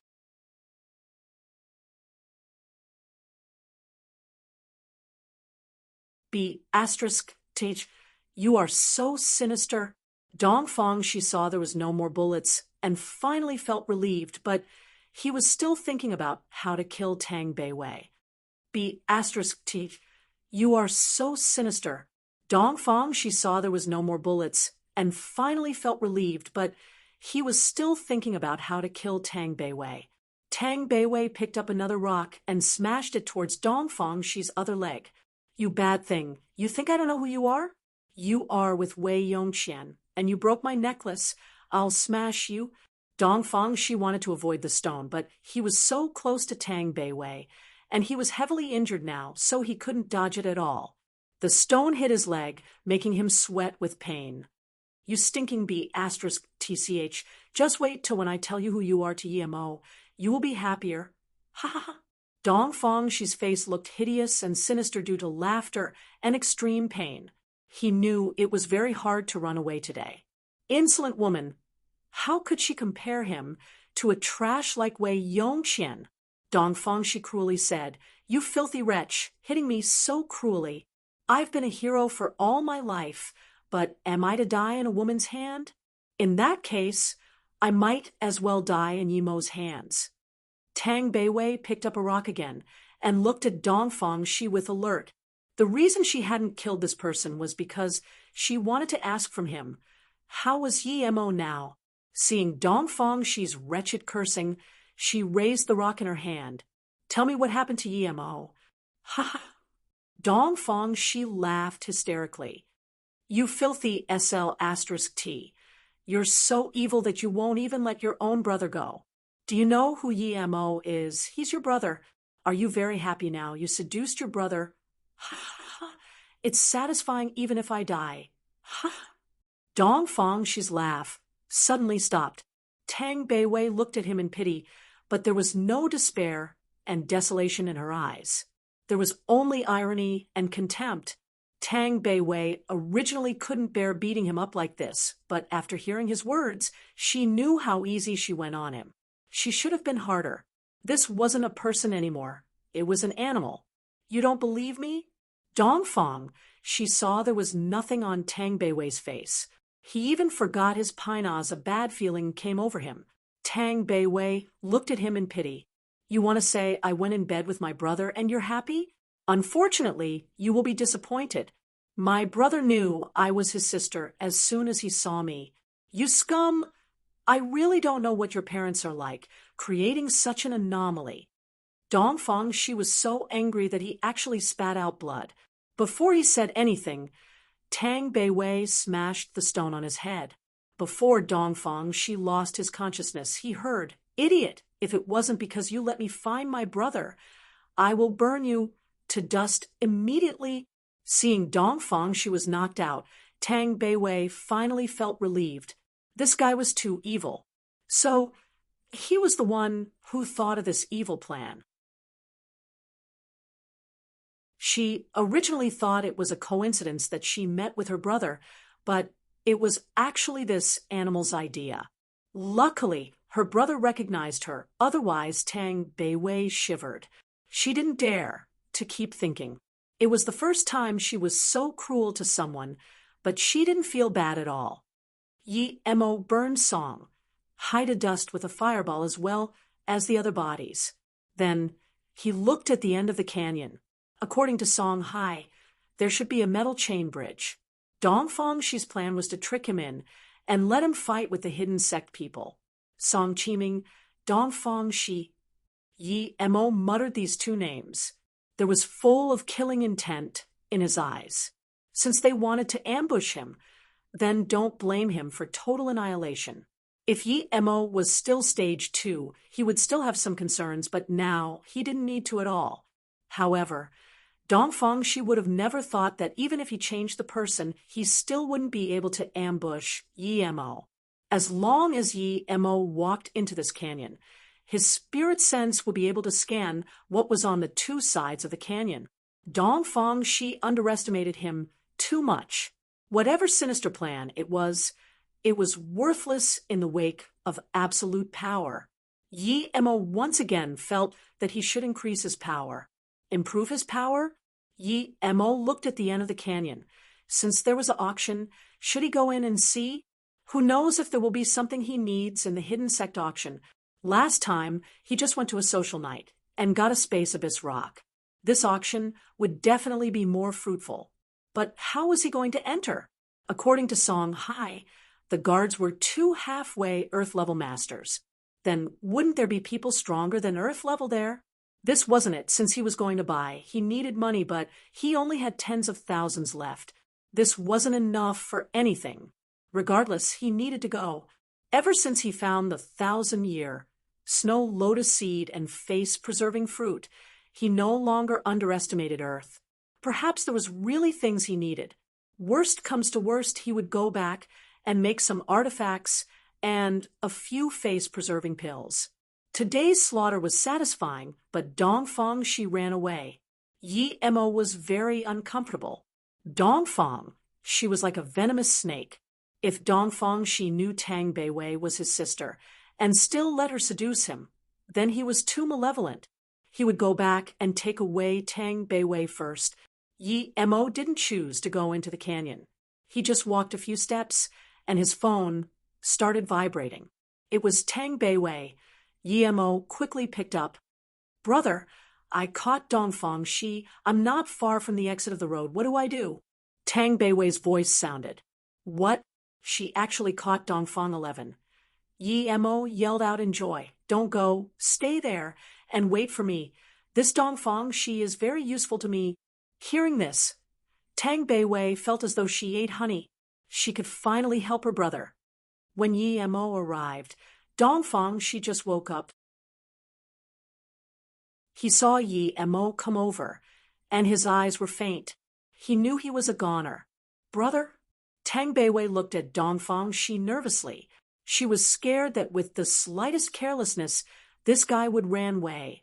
And because of that, she kept all her attention to him. Yi Mo walked over, took another mini pistol from Dongfang Shi's leg, and then said, "Beiwei, why did you come here?"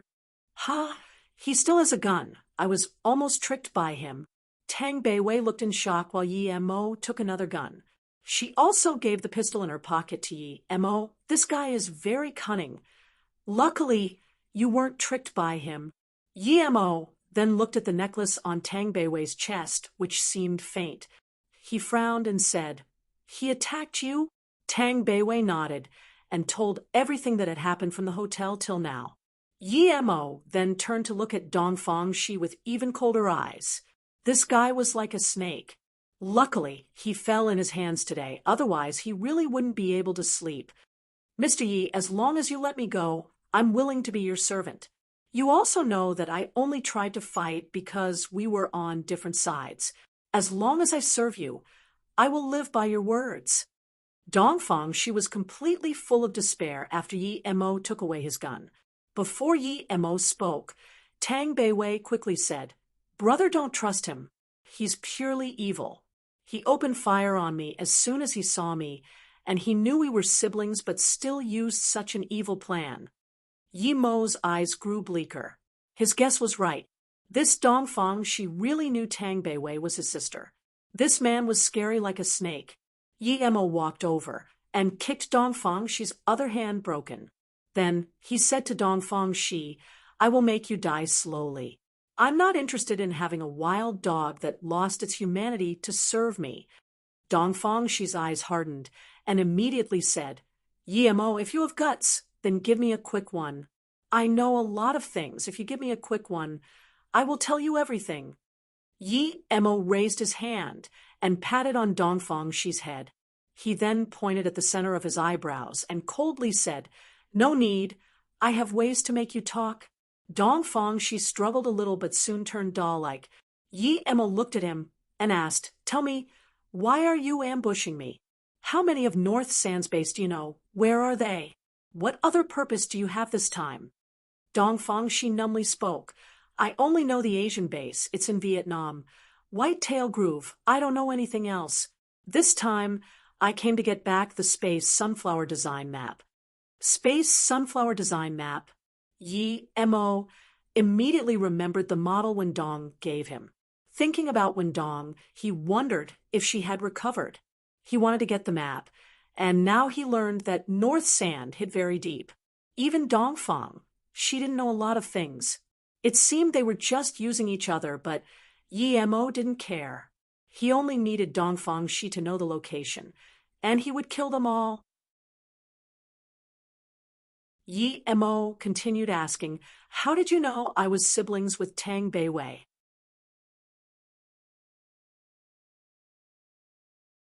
Screech, a sharp sound interrupted Dongfang's reply, and there was struggle in his eyes.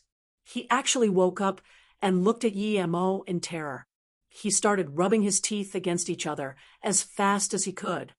Screech, a sharp sound interrupted Dongfang's reply, and there was struggle in his eyes. He actually woke up and looked at Yi Mo in terror. He started rubbing his teeth against each other as fast as he could. A gush of black blood spilled out from Dongfang's mouth.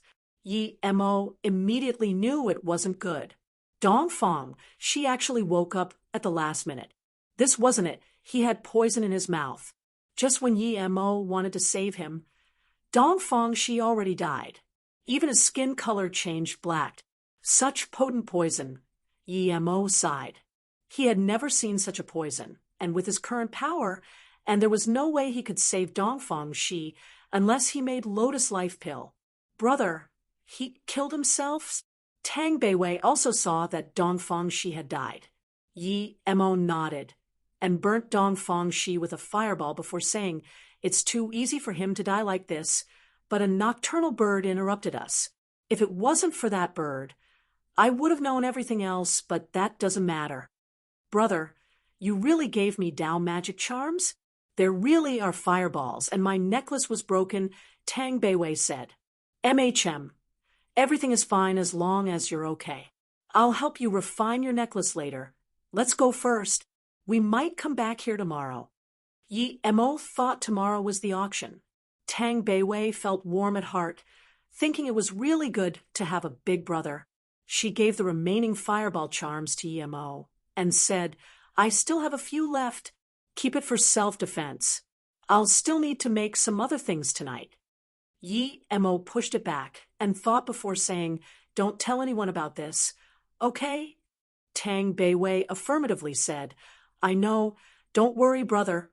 I won't tell anyone. Brother, I want to go back and see my mom. Are we coming here again tomorrow?" Yi Mo nodded and said, "Tomorrow's thing is very important to me. I have to come. I will treat your mom. Don't worry. Let's find a place to stay first. You walk too slow. I'll carry you." Despite Yi Mo carrying Tang Beiwei, it was almost 12 a.m. by the time they walked to the nearest hotel. Yi Mo told Tang Beiwei to sleep early since he needed to make something. Beijing Song family. The most worried person was Song Qiming. Song Hai and Dongfang, she had no news ever since they went. And Dongfang, she said they brought the plan forward. It was already daylight now, but they didn't receive any news. He couldn't contact anyone on Wuliang Mountain. Song Qiming, with bloodshot eyes, had a bad feeling. He felt that something must have happened to Song Hai. His heart skipped thinking about this. If something happened to Song Hai, it meant Yi Mo was fine. If Yi Mo was fine, it meant that he would come to Beijing tomorrow and exact revenge on the Song family. If it was a normal person, the Song family wouldn't be scared at all, but Yi Mo was a madman. He wouldn't even care about the laws of the country. Plus, even if the government could intervene, Yi Mo would still go on a carnage, and the Song family people wouldn't even be enough for him to kill. If Yi Mo was coming back, there was an 8 a.m. flight to Beijing.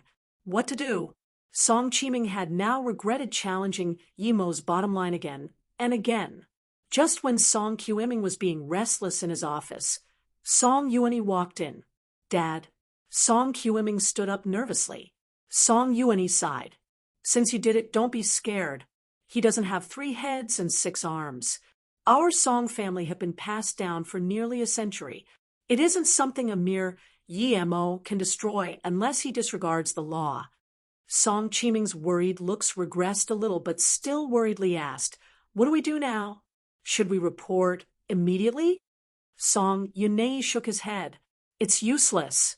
Yi Mo is the head instructor of the special forces. Even if he isn't, the old guy from the Yi family would use tricks. As such, we still need to rely on ourselves.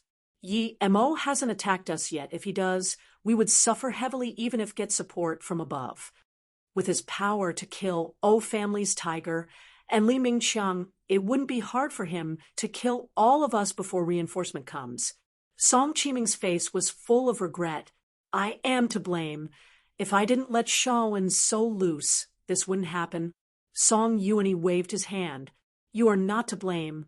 Why would a direct grandson of our Song family need to worry if he wants a woman?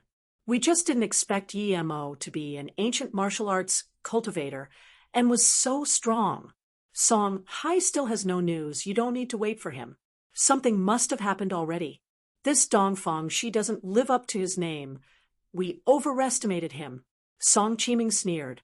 He regretted completely listening to Dongfang's words. Song Yuanyi shook his head. There shouldn't have been a problem with his plan. Something just happened in between. There must be another reason. It's not the time to be fussing over this. We need to face Yi Mo's wrath when he comes back. Song Yuanyi frowned. His eldest son did quite well being the leader of the family all these years, but faced with the life and death of the family, he was indecisive. He thought for a while before saying, I'll go back and find my bro for help. If he can come talk to Yi Mo, it should be enough for Yi Mo to let us go once. But this isn't a fail-proof plan. I'm not sure if Yi Mo will listen to old bro's words. So you need to act. If I'm not wrong, the problem should be on Tang Beiwei. Song Qiming also thought Dongfang, she choosing Tang Beiwei, was very strange. Then his father continued, I've seen Tang Beiwei's picture. She's indeed pretty, but I don't believe we can't find someone prettier in Beijing. And I know she's your daughter. What's the meaning of using your daughter as a spy when he's cooperating with you? Is there some other reason in here? Dad. Song Qiming looked down in guilt. Although he knew his dad knew about this, he didn't bring it up. He didn't expect his dad to bring it up. Song Yuanyi sighed. I'm not blaming you. However, when you do things in the future, you need to clean up the trails. How could an outsider know about this? You need to investigate Tang Jin, and you need to go visit her personally. If Tang Beiwei really managed to have something with Yi Mo, then she would be a breakthrough point. If we want Tang Beiwei's help, you need to do work on Tang Jing. Since that Tang Beiwei could accept this deal for her mother, this means her mother is very important for her. I understand. Song Qiming admired his father's eyes, finding the key point immediately. Song Yuanyi nodded. Most importantly, immediately hold a family meeting. Tell them to disperse. Those who can leave the country leave tomorrow morning. Those who can't go to the ends of the country, leave the main members. And I need to go see Yi Beirong and Ning Fuzhen. Even if we pay a heavy price, we need to overcome this disaster. Song Qiming looked at his father in surprise. He didn't expect the family had to be dispersed in order to overcome this. Hurry up, the other things are outside things.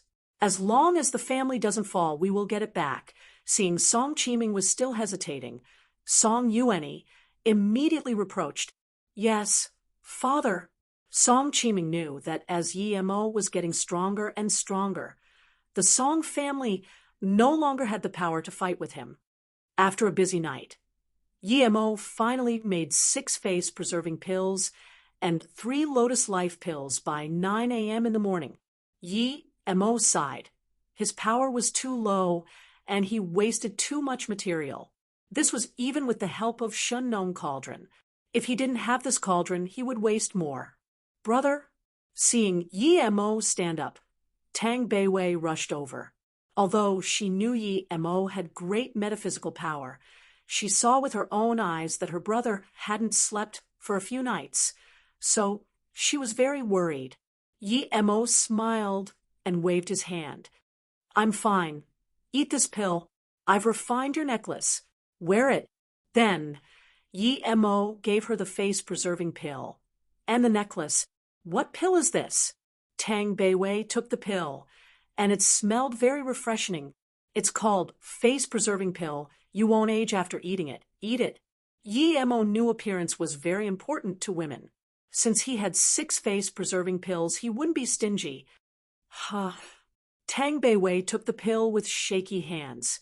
She would never believe this before, but now she trusted Yi Mo wholeheartedly. A pill that could preserve her looks? The price she didn't dare to think. Yi Mo knew what Tang Beiwei was thinking and casually said, "Eat it. I still have a lot more." Tang Beiwei suddenly felt a warm feeling flow in her heart.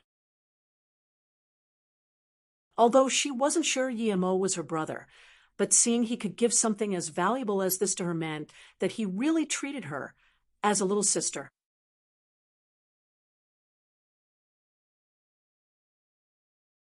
Although she knew Yi Mo wouldn't lie to her, Tang Beiwei was still shocked by the effects of the face-preserving pill. After eating it and taking another shower, even Tang Beiwei couldn't believe she changed so much. Although she knew Yi Mo wouldn't lie to her, Tang Beiwei was still shocked by the effects of the face-preserving pill.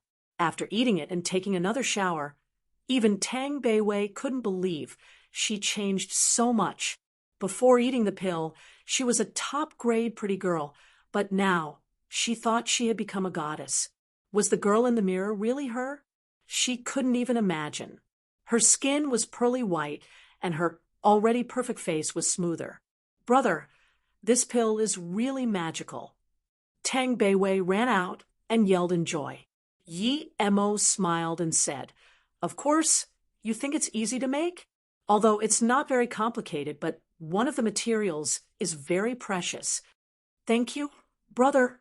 Tang Beiwei ran in front of Yi Mo, then hugged him and kissed him. No girl didn't like beauty. Tang Beiwei was no exception. She was really grateful that her brother gave her that pill. Yi Mo patted Tang Beiwei's head and said, "Beiwei, I need to go in the mountain again. Wait for me here." He wanted to go to the auction, but knew he wasn't from the hidden sex, and thus wasn't sure if he could go in. It would be inconvenient to bring Tang Beiwei. She nodded and said, "I know, brother. I want to go see Mom today." Yi Mo thought it would make Tang Beiwei quite worried for her to wait here by herself, so he took a bottle and gave it to Tang Beiwei. "Give your mother the medicine in this bottle and wait for me to come back and cure her." Tang Beiwei agreed and took the bottle. "I'm at Tan Du Shifan Uni. If you come, just go to the English campus to find me." "Okay, after I'm done with the things over here, I will go find you. Remember, if that Wei Yongqian does anything to you, just burn him with a fireball. If anything happens, I will take the blame for you," Yi Mo said. Tang Beiwei felt very warm from her brother's concern, but was still shocked by Yi Mo's words. No one could escape killing people in the city, but she knew her brother was doing it for her good and didn't argue. Yi Mo sent Tang Beiwei on the taxi before heading back to that canyon. After entering the forest, Yi Mo kept seeing some strange people. They rarely talked to each other. Yi Mo thought these people were probably all going to the auction. He wanted to ask someone around, but found everyone was very careful and discreet. Many people used black masks to cover their face. Yi Mo cursed. It was just a mere hidden sect auction, but they made it like the cultivation realm. However, he thought that he was only stage 3, so he also took out a black cloth and covered his face. After entering the canyon, Yi Mo found that most of the people at the auction were yellow and black level. There were a few earth level masters, but compared to black level, there were very little. This made Yi Mo feel relieved. He was only one line from tertiary stage of stage 3 chi gathering. Once he reached that level, he would have the confidence to fight with earth level masters. Just when Yi Mo entered the canyon, he saw a circle of people watching something, so he also squeezed over. When he came in, he saw a familiar person. It was the girl whom he cut one arm off, but this girl's arm was reattached. There was a beautiful, serene-looking nun beside her, who only looked in her 30s. He didn't expect this girl to appear here. She was working with Lang Ji for Qian Longtu before, and her flying swords were quite good. Was she also from the hidden sex? Regardless, Yi Mo had no interest to care, as long as they didn't annoy him. Otherwise, he wouldn't be so easy to mess with. Next time, it wouldn't just be an arm, but becoming ash. Yi Mo focused his attention in the circle. Two men were at a standoff. One was yellow level tertiary stage, and the other one was black level tertiary level. Their difference in power was too great. The yellow level person already had a slash mark on his chest, and the blood kept flowing. It was obvious that the two were fighting. Su Ping, you're just a solitary ghost. How dare you fight over things with me? You ran last time, but if you don't hand it this time, this place will be your burial ground. The black level man sneered. Su Ping wiped the blood from his mouth and said, You're so shameless. Just because you're from Broken Fist Hall, you think you can do whatever you want. I found the red meteor first, and I got it first. What right do you have to take it? Shameless. Everyone had understood now. It was definitely because the Broken Fist Hall man wanted someone else's thing and wanted to rob it from him. No one would believe that a yellow level fighter would try to rob from a black level warrior. Yi Mo heard the name Broken Fist Hall and frowned. This name was so familiar. At this moment, the black level tertiary stage man walked forward and punched Su Ping on the chest. Su Ping spat out more blood. A bag had fallen into the Broken Fist Hall's man's hands from his chest. Although everyone witnessed this happen, no one wanted to go up and say something fair. Yi Mo scanned the thing in the bag and was shocked. That wasn't some red meteor, but instead it was a star jade. Star jade was very rare, even in the cultivation realm. That was something strong people fought over. It could be used to make extreme grade spirit artifacts. Star jade was very hard to form. It was formed from meteor that had undergone countless modifications by space-time. The redder the star jade was, the higher the grade was. This jade was already red, meaning that it was very high quality. Yi Mo's eyes went cold. He had to get this star jade no matter what. With that, his flying sword could be forged. But what excuse was he going to make to rob this? Looking at Su Ping on the ground, Yi Mo thought and walked out. He helped Su Ping up and gave him a medical pill, saying, Friend, eat this first. I don't believe there is no justice in this world. Su Ping took the pill and looked gratefully at Yi Mo. Thanks, brother. I'm Su Ping, but you have no business here. Move aside. That man is Zheng Qingze. He's from the Broken Fist Hall. It was obvious that Su Ping was implying Yi Mo couldn't mess with the Broken Fist Hall. Yi Mo smiled. No matter how strong the sect was, he wouldn't pass the Star Jade. If he could use the Star Jade to make his flying sword, he would be able to kill Earth-level masters. He didn't believe a mere Broken Fist Hall was full of Earth-level masters. Broken Fist Hall. Yi Mo suddenly remembered that he got a dagger from killing Otanhu, and the dagger had the words Broken Fist. So that was it. Yi Mo knew that Otanhu and Zheng Qingze were in the same group. In that case, the Broken Fist Hall would come looking for him sooner or later. Thus, he might as well kill one first. Thinking about this, Yi Mo's killing intent rose. Punk! Justice is in the hands of the strong. F***CK off. Our Broken Fist Hall's matter is not something you can intervene with. Zheng Qingze saw there was someone helping Su Ping, someone so young with a covered face. This caused him to become immediately angry. Yi Mo slowly stood up and coldly looked at Zheng Qingze before saying heroically, I like to intervene in things I don't see right. Broken Fist Hall? Very strong. I'm going to intervene today. What are you going to do? Then Yi Mo felt a little guilty. Su Ping was not a bad person, but he used him. Although he did it for the Star Jade, Yi Mo's words immediately got the agreement of the surrounding people. It was obvious Zheng Qingze's overruling actions had made people unhappy, but no one said anything. Now that Yi Mo came out to say something, people immediately conformed. Zheng Qingze coldly looked around before glaring at Yi Mo and Su Ping and said, You two are lucky today. Don't make me see you again. Then he turned to leave. Yi Mo came for the Star Jade today, and saving Su Ping was just a part of the package. How could he let the main thing escape? He didn't even think and stopped Zheng Qingze. You want to go? Stop dreaming. You think you can leave after taking other people's thing? Punk, you want to die. Zheng Qingze was really angry now. Although he was annoyed that Yi Mo saved Su Ping, he got the thing, so he didn't care. Now that he wanted to leave, this insolent punk dared to stop him. Zheng Qingze didn't even think, and swung with the long sword he pulled out from his back. However, Yi Mo didn't dare to block with his long sword because he couldn't expose that he had a storage ring. Second, he knew that sword was troublesome. If people knew Bien Po's sword was on him, he would be the primary suspect. Without a weapon to use, Yi Mo wanted a flying sword even more. In a moment's time, Zheng Qingze's sword was already in front of Yi Mo. People couldn't bear to look. After all, Yi Mo was only in his 20s. Even if he learnt martial arts at a very young age, and even if he was extremely talented, he could only be yellow level at most. How could he be a match for Zheng Qingze? However, Yi Mo didn't care about that much. He locked Zheng Qingze's sword with his spirit sense and struck out with his fist. No one dared to believe that Yi Mo dared to fight a long sword with his fist. Everyone thought Yi Mo was crazy.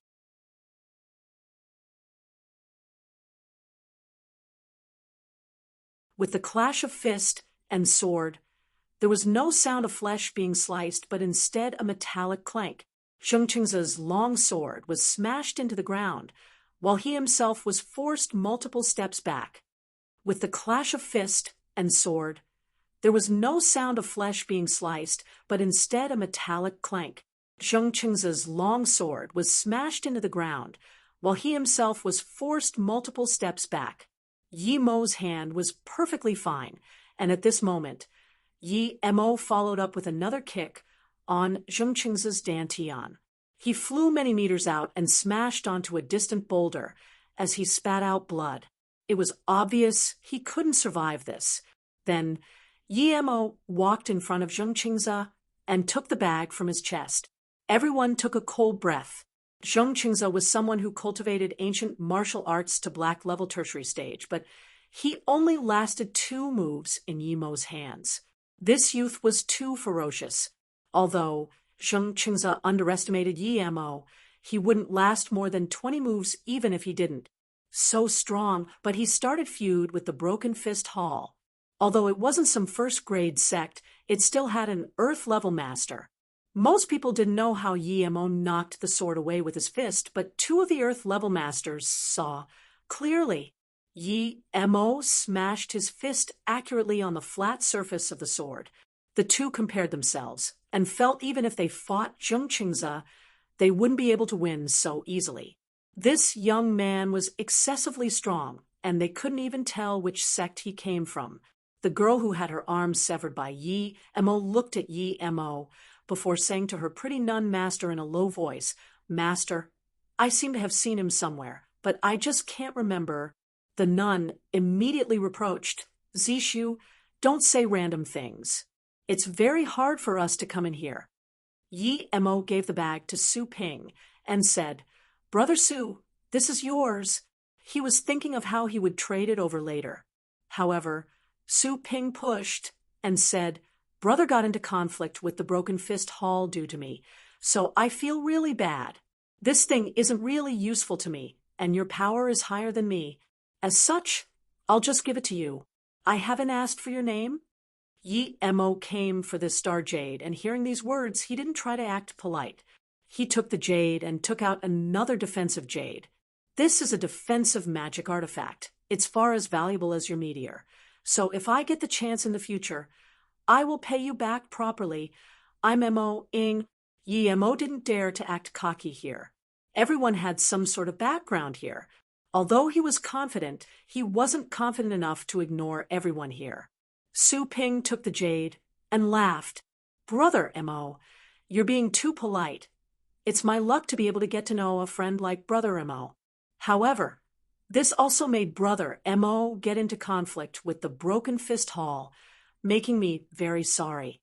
Yi Mo immediately looked at this Su Ping differently.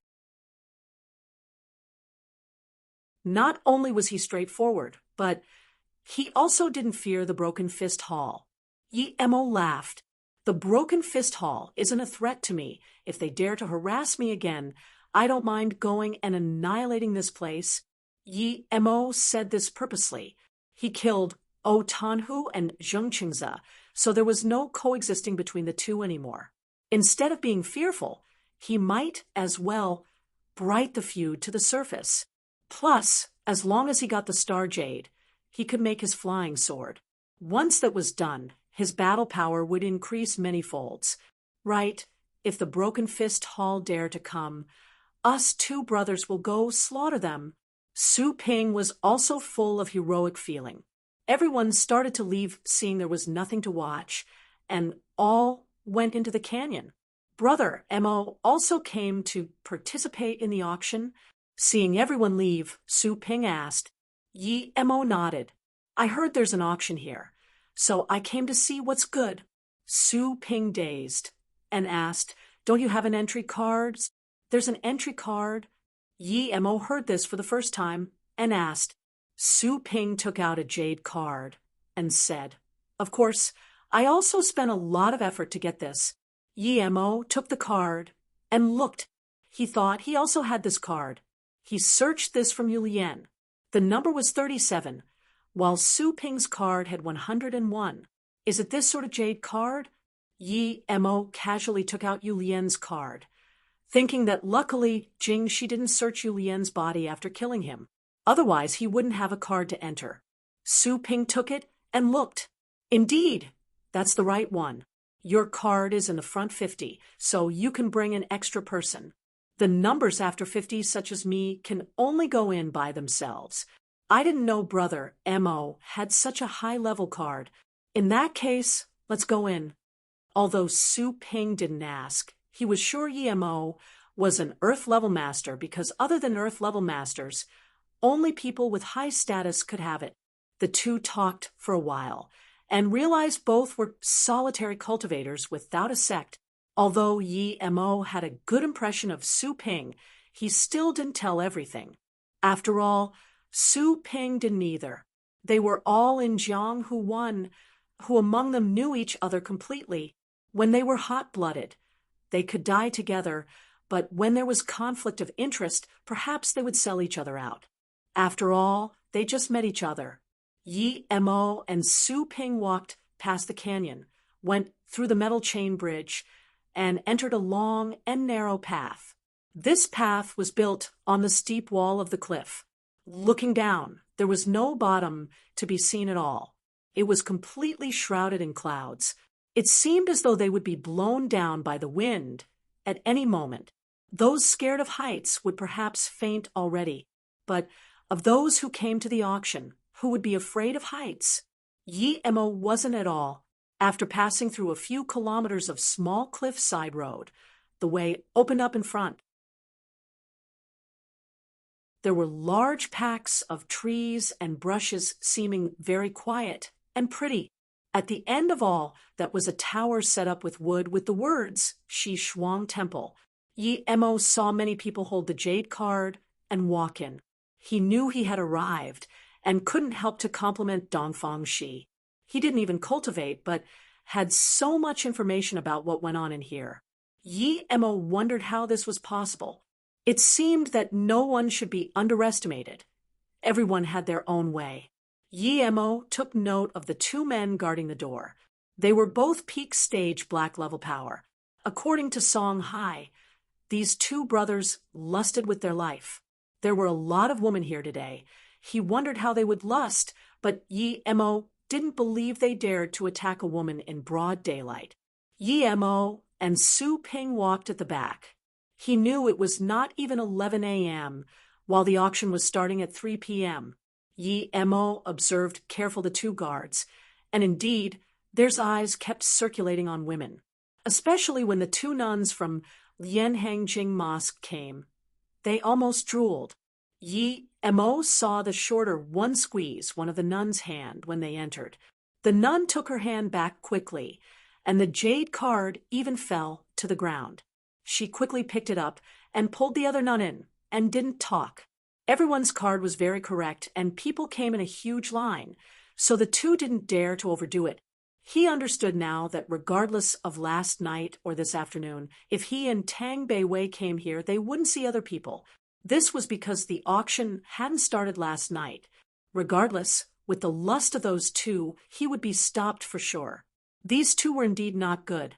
Yi Mo immediately knew if he and Tang Bei Wei were stopped, they were going to have conflict, 100%. Dong Fangxi's plan was really malevolent. Luckily, he killed Dong Fangxi. Otherwise, he really wouldn't be able to rest easy. This man kept using evil and insidious plans. It was Yi Mo and Su Ping's turn. Yi Mo handed his card in, and so did Su Ping. The man on the left with the eagle nose felt strange that Yi Mo didn't bring anyone, but had a card within 50. Normally, those people with a card within 50 would bring someone in. Although Yi Mo covered his face with a mask, his age was too young. Which sect are you from? The man thought those who had these cards were usually from the bigger sects and the big wealthy corporations in the mortal world, but Yi Mo didn't look like it at all. Yi Mo shook his head. I don't have a sect. The eagle nose studied Yi Mo a bit more. Since Yi Mo didn't have a sect, it meant Yi Mo needed to bribe him, but Yi Mo had no intentions of that at all. His eyes grew cold and said, Where did you steal this card from?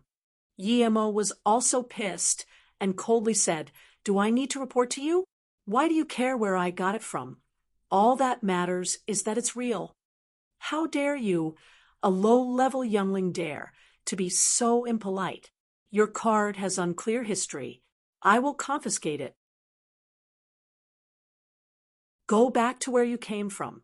The eagle-nosed man was pissed since so many pretty ladies came today, and he couldn't do much at all. But now Yi Mo didn't bribe him and was arguing with him. 1 TL note. Jianghu is another term for society, but more specifically for martial artists and gangsters.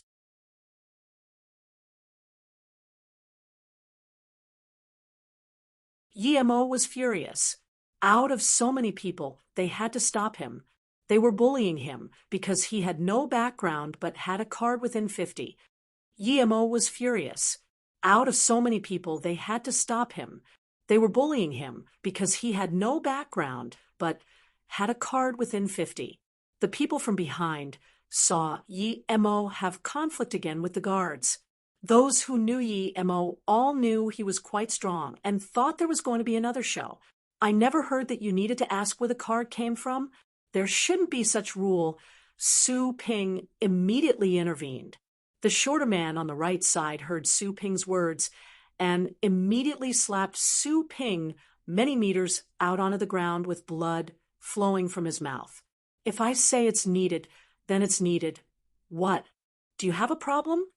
The shorter man looked at Su Ping contemptuously and scanned Yi Mo coldly. Yi Mo's eyes went cold and looked at the shorter man. What? You have a problem? If you do, then I'll beat you up as well. Piss off.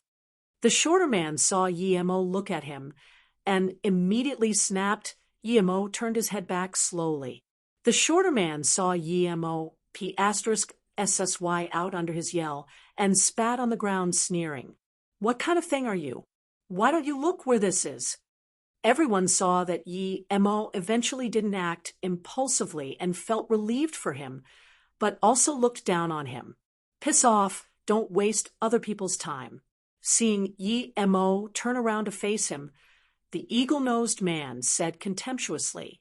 Yi Mo smiled and nodded, and before the other party could react, Yi Mo suddenly turned around again, and with an extremely fast speed then punched the shorter man's dantian. Yi Mo used all his power in this punch. PSCHHH. The shorter man spat blood all over the sky and was sent flying 10 meters away. He landed on the ground and didn't move. No one knew if he was dead, but everyone knew there was no difference since that fist had completely shattered his dantian. Yi Mo's sneak attack succeeded, so he immediately took many steps back to calm his breathing before staring coldly at the eagle-nosed man. Everyone was shocked. This masked youth was so ferocious and so decisive. His sneak attack worked on a half a step Earth level master. No one expected Yemo to dare to sneak attack a half a step Earth level master. Even that short man himself didn't expect it, but Yemo still did it and succeeded. Was he really some impulsive man that didn't care about anything? Of course, Yemo did. He had already looked at the geology. The road back was built on the cliff face. Other people couldn't escape, but it didn't mean he couldn't. If they really fought, he could jump off with Su Ping. He had wind-controlling technique, so he wasn't afraid at all. To Yemo, if he was going to fight anyways, he might as well eliminate one first and reduce the threat. He wouldn't wait to be ganged up on by two-peak black-level master. That wasn't who he was. Since he was going to sneak attack, of course, Yemo chose the one who was slightly stronger. Plus, he killed the shorter guy first, and if he was to argue later, he would have the advantage as the short guy attacked first. Half a beat later, the eagle-nosed man reacted and screamed, "Bastard, you dare to kill my brother?" Then he pulled out a long sword and hacked towards Yemo's head. In his eyes, Yemo only killed his brother because he sneak attacked. If they really fought, he only needed one sword to kill Yemo. Yemo knew that the eagle-nosed man was weaker than the shorty, but still stronger than Zheng Qingze, so he didn't dare to take him lightly and locked onto the man's sword with his spirit sense. Although the eagle-nosed man's sword was strong, it posed no threat to Yemo. Not only did Yemo keep his spirit sense on the man's sword, but also on the surrounding. He was scared people would come and gang up on him. If more people came, he had to run immediately, and he wouldn't be able to participate in the auction. Seeing there was more fighting here, people came out again to look. At this moment, even those without a card could go in, but since all the people here had cards, no one tried to sneak in. In that brief moment, the eagle-nosed man struck out 12 times, sword followed by sword. It almost joined to form a veil of swords. Yemo sneered. If he could also pull out the sword, he could kill this man on his seventh sword, but he didn't dare to take out Bien Po's sword and had to fight with his bare fists. Bang, bang, bang. After 12 successive bangs, Yemo and the man separated again. That veil of sword didn't even scratch Yemo's clothes. At this moment, the man realized that Yemo wasn't an easy opponent as he seemed. Although he really wanted to kill Yemo, he knew it couldn't be rushed. The man casually sent out a rocket-like signal and started to attack Yemo again. Yemo saw this signal and knew that it was a call for support. He must finish the battle quickly. Regardless if the people who came would be impartial, he had to kill this man no matter what. Although Yemo was worried, this man wasn't so easily killed. Yemo's fists clashed with the man's swords for another round. He was pushed back by Yemo, and he immediately knew Yemo was stronger than him. Although the man was pushed back, Yemo had no joy. His fists were hurting a little too. He knew if he used Wind Blade, he would have finished this guy ages ago, but he didn't dare to use it. At this moment, his spirit sense scanned that 100 meters away, two men were closing in quick. Their power was obviously stronger than the eagle-nosed man. No, he couldn't wait and talk when they were here. The moment Yemo pushed back the man, he jumped up and slammed down on the man. "You're asking to die." The man saw Yemo being so cocky, leaving himself wide open towards him. He had a smirk at the corner of his mouth as his sword sliced towards Yemo's chest. Yemo used his body to block everyone's vision as his fist struck on the back of the sword. Meanwhile, a wind blade sliced across the man's neck. The man's sword stopped immediately. He touched his neck in disbelief until at last his hand powerlessly fell down. Before he died, he still couldn't believe that Yemo used a projectile to kill him. Everyone was stunned. Just then, Yemo was wide open, and this was obviously a no-brainer in martial arts. However, how did this eagle-nosed man die immediately? This youth was too eerie. Many people were warning their younger members to avoid this man if they see him in the future. At this moment, Yi Mo landed while the two gray-clothed men came by Yi Mo. Yi Mo's heart skipped. Any of them was much stronger than the eagle-nosed man. He was no match for them. Thinking about this, Yi Mo subconsciously took a few steps back and moved close to Su Ping. As soon as things weren't right, he would grab Su Ping and run. How dare you kill the guards of our Shi Shuang temple auction? Who are you? What do you want here? The man speaking was in his 50s with snow-white hair. Yi Mo told everything that had happened without worry, and said at last, if you two predecessors don't believe me, you can ask everyone else. And I saw the two harass the two sisters from Lian Hangjing Mosque. It could be seen these two aren't good people. The white-haired man looked at the crowd and casually asked, although no one came out to give evidence, when the man asked, the crowd decided to speak the truth. Shi Xiong, it seems this young man's right. The Gu brothers are being rude and causing trouble, stopping the guests. This is not tolerated. I felt it wasn't good when we chose these two for the guards. The other middle-aged man immediately said. The white-haired man sighed and said, this isn't something we can decide. We will drop it for now. Then the white-haired man said to Yi Mo, you two go in first. You must not cause any more trouble. We can't decide on this. You may choose to leave. I won't stop you. Yi Mo knew these two brothers had background support, but he didn't mind. Since he came, he would go in. Thinking about this, he saluted with his fists and said, thank you, two predecessors. Then Yi Mo pulled Su Ping in. Everyone saw Yi Mo come over, and all made way. In their eyes, this masked young man was an extremely bad-tempered person who killed without a second thought. The younger nun of the Lianhangjing Mosque looked at Yi Mo's back, pulled the other nun's hand, and said, this guy is really ferocious. He killed Broken Fist Hall's person in the canyon, and now he killed the Gu brothers. But even so, he helped you get revenge. Should we go thank him later? The other nun immediately said, sure may you err. You are too naive. Do you think he was killing for us? Didn't you see he only killed after the shorty hit his friend? And he used us. When he spoke, it was as though he couldn't resist seeing us being bullied, but he's actually using as an excuse to justify his killing. We mustn't talk to him. Oh, I understand, Shijia. Why are the people outside all so bad? Yuer Nun said with a pouted mouth.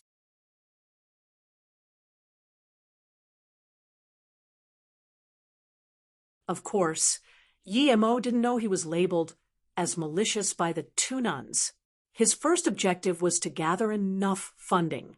He didn't have much money on him, and he only had the magic artifacts and the pills he made last night. Of course, Yi Mo didn't know he was labeled as malicious by the two nuns. His first objective was to gather enough funding. He didn't have much money on him, and he only had the magic artifacts and the pills he made last night.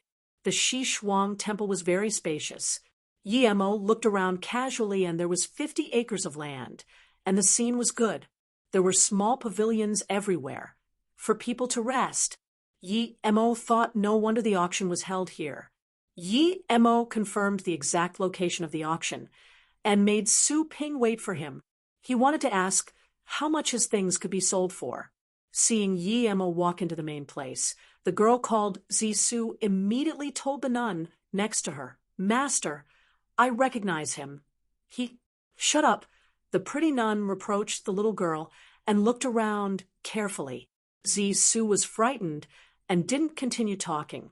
She resented Yi Mo, but feared him at the same time. She resented him for cutting off her arm, but feared his ferocity. He already killed 3 just coming here, and any of these 3 were much stronger than her master.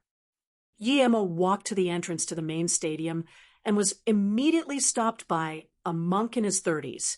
Friend, there's still 2 hours before the start of the auction. You need to wait a little longer. Yi Mo almost spat out. Didn't monks call people patron? How did the monk call him friend? But luckily, He had seen quite some monks who drank and ate meat, so he immediately said, "I have some items that I wish to ask the organizer to auction for me. Is that possible?" "Of course, come with me." The monk wasn't surprised, since there were a lot of people who also did that. Yi-Mo was taken to a room on the third floor. Yi-Mo looked around. There were two people in the room. One was a skinny old man with glasses and a goatee. He actually looked quite like Dongfang Shi. The other was a middle-aged woman. Her looks were average but had a royal temperament. It could be easily seen she was no ordinary woman. "You have something you wish to auction?" The tone of the old man with a goatee was very slow. When he spoke, there was a small frown. And this was caught by Yi-Mo. Yi-Mo immediately knew that the goatee saw he was too young and didn't think much of him. Yi-Mo didn't care and took out 5 artifacts he made and said, "Indeed, these are some magic artifacts. Each can defend primary stage yellow stage warriors' full-powered attacks 3 times. Oh, the goatee was quite surprised to hear Yi-Mo speak about such a defensive artifact and took it over for perusal. Then he said, "If it really is so, it could be sold for a lot in the mortal world, but it can't be sold for much here. If you agree, I can try it. If it's real, then I can buy it, but the price won't be over 1 million. Yi-Mo knew this goatee was right. This wasn't worth much in the hidden sex indeed.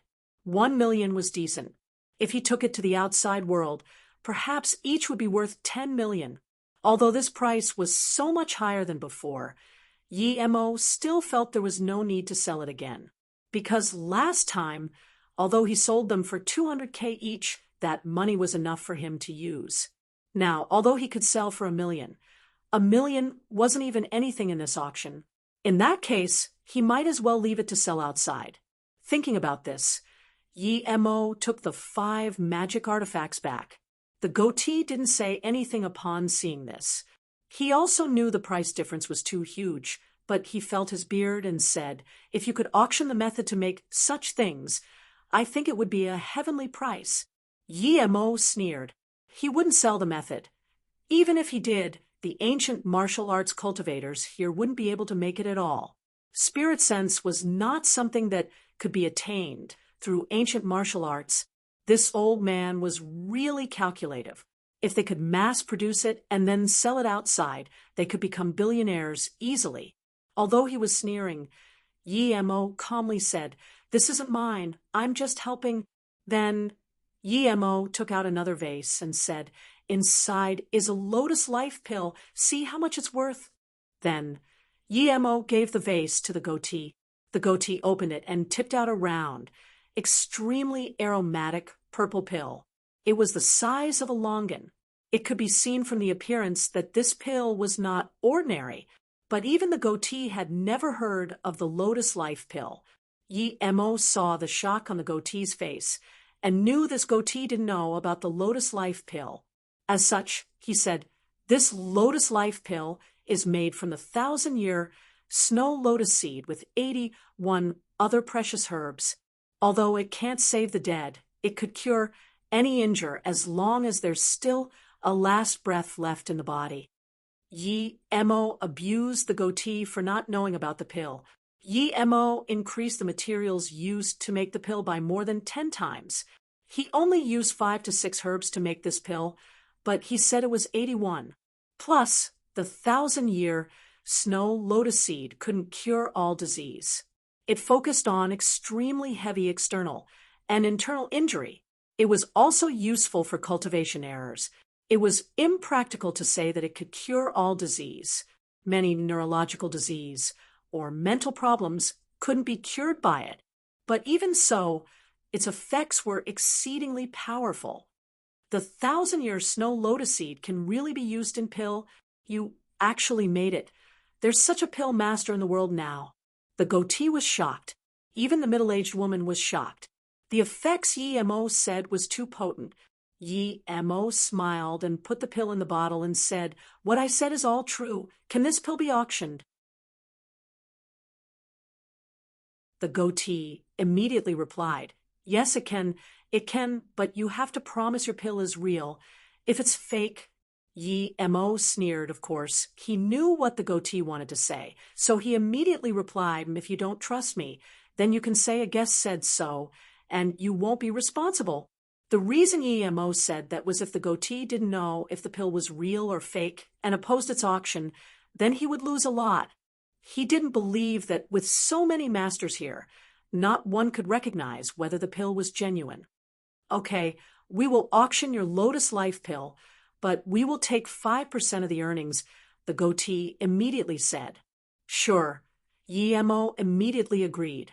5% commission was much better than all those taxes outside. Do you have anything else? The goatee saw that all that Yi Mo took out was good stuff, and thus he had more expectations. Yi Mo took out another bottle and gave it to the goatee. Take a look at this. The goatee opened the bottle. It was another pill, which was crystal clear and had a pleasant aroma. It was easily seen that it was no ordinary pill.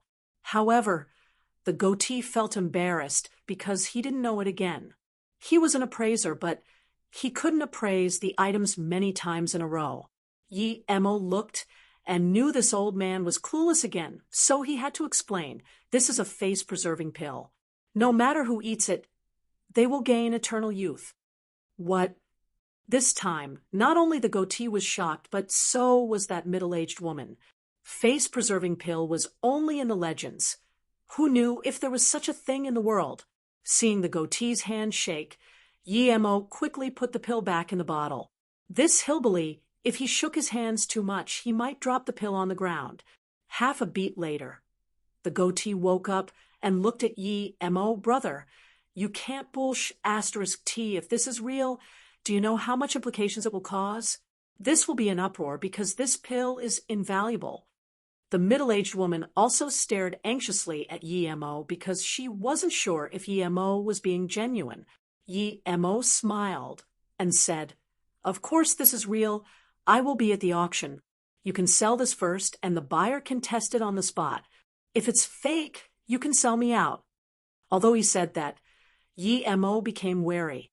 It seemed it was an impulsive move to sell this pill. If everyone knew he was the seller, perhaps all the masters in the world would come chasing after him. Power, as long as he had enough power, he wouldn't fear other people, but he was too weak now. Yi Mo desperately wanted to get stronger again. If he was a foundation establishment cultivator now, who dared to oppose him? He could casually turn an entire sect to dust, but the reality was that he wasn't. Perhaps at this place, he would never be able to reach foundation establishment. This was why he had to come to this auction. If he found some precious spirit herbs or ores, those would be the things that would help him break through.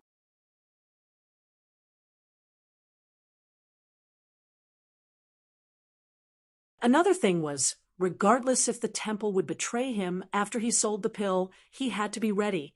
Luckily, he covered his face before coming in and changed his name. Another thing was, regardless if the temple would betray him after he sold the pill, he had to be ready. Luckily, he covered his face before coming in and changed his name. Okay, if your pill is really as you say, it will be a heavenly priced pill. But because it is the first time, I don't think it can be sold for a good price. After all, this is too unbelievable. Yi Mo knew the goatee was saying the truth. Yi Mo took out another pill and gave it to the goatee. I have 2 of these. Save one for the middle of the auction. I think the second one will sell for a good price. The goatee was dumbfounded by the second pill. It was already impossible to have one, but this youth took out 2. But if he was a fraud, did he not want to live? That would be suicide in this place. The middle-aged woman's gaze was fixed on the pill. If she didn't have concerns, she would have rushed up and robbed it. However, she also knew that even if she sold everything she owned, she wouldn't necessarily be able to afford this pill. The goatee took out the second pill and sighed. These 2 pills will be the most precious thing on the entire auction. Suddenly, the middle-aged woman seemed to have thought of something and said, May I ask if this pill is made from red leaf pumpkin fruit? Yemo had a fright and thought of another huge problem. It wasn't just a few people who knew about the red leaf pumpkin fruit on Wuliang Mountain. Many people did. And the main effect of it was for beauty. It wasn't hard to guess. And his pill even had the scent of the red leaf pumpkin fruit. This couldn't be concealed. If people knew he got the red leaf pumpkin fruit, then perhaps they would know that he killed Bien Pe and Yu Lien. Last time, it wasn't just Bien Pe and Yu Lien who died. There was also the Baldy and many other black level masters. Seeing the goatee and the woman look at him like this, he thought F***CK it. Since they already know it couldn't be hidden anymore, he might as well admit it and make the pill earn more. Then he would go exterminate the Song family as soon as the auction ended, and then cultivate in seclusion, if a cultivator were to be concerned about this. And that, how the F***CK can they even cultivate? Thinking about this, Yemo calmly said, I heard the Qian Bei, one who made the pill, say there was indeed an ingredient called the red leaf pumpkin fruit. You can say it at the auction. Even the goatee knew this face-preserving pill was 90% real, much less the woman. An hour or so later, Yemo and the goatee did the procedures, and Yemo came out to find Su Ping. The first thing he asked was, Brother Su, what are you trying to buy at the auction? Su Ping shyly said, My finance is limited. I just want to buy a good sword. I use sword, but I still haven't been able to find a good sword. Yemo thought about the eagle-nosed man he killed. The sword he used was not bad, but he didn't take it. It could be said the killing was unprovoked, but if he were to take someone's thing, then there would be doubts about his actions. Although Bien Po's sword was very good, Yemo didn't even dare to take it out for auction. If he gave it to Su Ping now, it would harm him. Thinking after a while, Yemo said, Brother Su, if you trust me, you should leave here immediately and go as far as possible. A year later, you can come and find me in Beijing. I promise I will get you a good sword. Yemo originally wanted Su Ping to go to Ninghai next year to teach the Taekwondo guy a lesson, but he thought if he were to tell Su Ping he was suring, then his identity would be exposed. He should wait till he was stronger before telling Su Ping who he was. What's the matter, Brother Mo? Su Ping nervously asked. He knew Yemo was much stronger than him, but even Yemo was worried. This meant that the problem wasn't small. Yemo didn't hide it from him and said, I believe there will be a hunt for me after the auction. I have faith in escaping, but if they don't catch me, you might be in danger, Brother Su. Hearing Yemo's words, Su Ping immediately said, Okay, I will leave immediately. Brother Mo, be careful. If the Broken Fist Hall people dare to do anything to you, I will bring someone down even if I die. Mo felt touched. They just met after all. Although they quite liked each other, he helped Su Ping partially due to ulterior motives. But now, Su Ping listened to him without a second thought, making Mo feel Su Ping was someone worth becoming friends with. When Su Ping left, the auction had started. Many people started going in.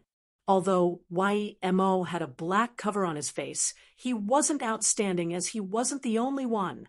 Mo scanned with his spirit sense. The highest level people were earth level, but most people were yellow level and black level. Suddenly, Mo noticed someone familiar. It was Li Chuyang. He saw him once at Beijing and knew he was from the Li family. However, Mo knew that Li Chuyang wasn't exactly an outstanding member of the younger generation of the Li family. How could he come in? Mo looked carefully again and found that although he looked very like Li Chuyang, they weren't the same person. It should be someone related to Li Chuyang. He didn't expect the background support of the Li family to be so huge. They were even related to the hidden sections. Mo was astonished. There weren't much people at the auction. Only about 500. Su Ping was able to get a number in the 100s, meaning his luck was quite good. The top 50 each had a small room. Mo was 37 and also got a room. The auctioneer was an old man in his 50s. Yi Emo looked at this old man and knew that the latter was much stronger than all the people he had fought. The old man walked onto the stage. Then he paused before saying in a loud voice, "I'm Shi Wushan. I've been invited to be the auctioneer for this hidden sect auction. Everyone knows that although we have an auction every 5 years, there are treasures coming out each time. I would like to represent the Shi Shuang Temple and the sellers to thank the many guests for coming, as well as the friends from the mortal world. Okay, let's begin the auction." Yi Emo heard the words and thought, were there people from the mortal world? What power factions were they? Even the Yi family and Song family couldn't come. Those who could be here definitely had power. Did that Li Chuyang-looking man represent the Li family? But the Li family wasn't the #1 family. It seemed there were people from other families here, but perhaps to get covered their face like him. Shi Wushan's interrupted Yimo's thoughts. The first item is definitely something that will shock your mind. I don't dare to say there won't be something more precious than this in the future, but it is, for sure, the most precious thing we've ever had. Then he took out a jade vase and said, "This is a face-preserving pill.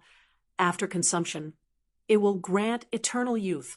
It can even extend life by a decade. This is made with red leaf pumpkin fruit as the main ingredient with tens of other precious herbs. The starting price is 1 million each time. The increment must be no lower than 100K.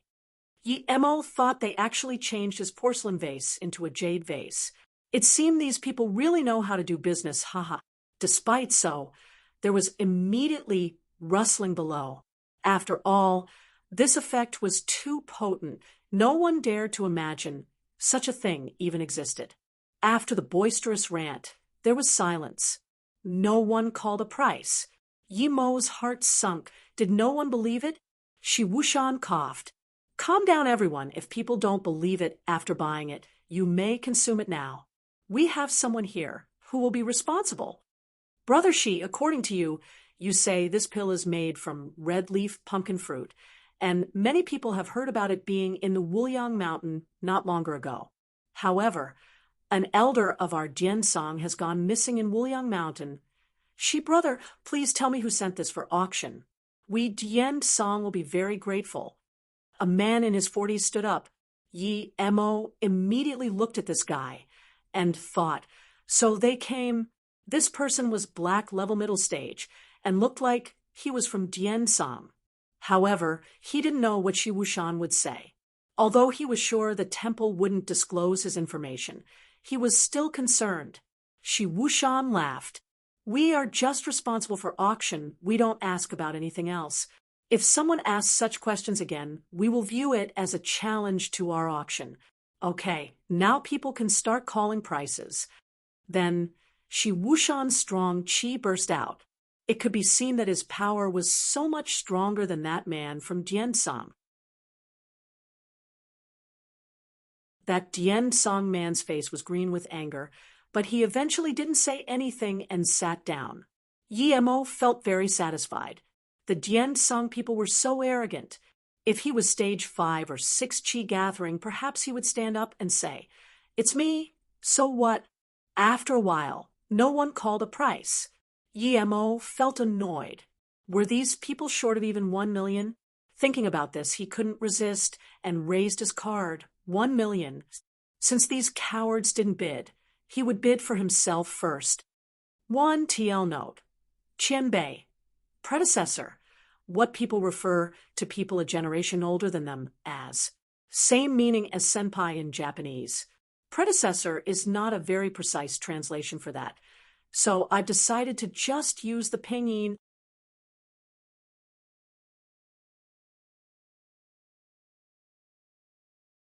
Although he bid a price, Yi Emo looked down on the auctioneer old man, thinking, why was it so hard for you to get a prettier girl to do the talking?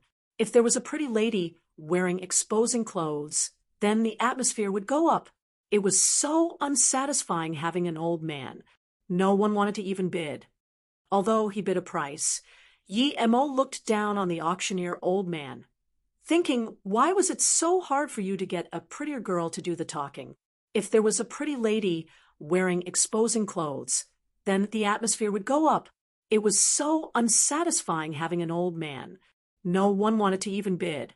However, Yemo forgot what this place was. It was a temple. Only he could have such a ridiculous idea. 1 million. One voice broke Yemo's bid, making him feel relieved. He looked back and discovered that it was actually the pretty nun of the Lien Hangjin Mosque. He thought that this nun enjoyed beauty too, but he was grateful to this nun for helping him out. It seemed the rich people nowadays weren't the big commercial tycoons, but monks and nuns. 5 million.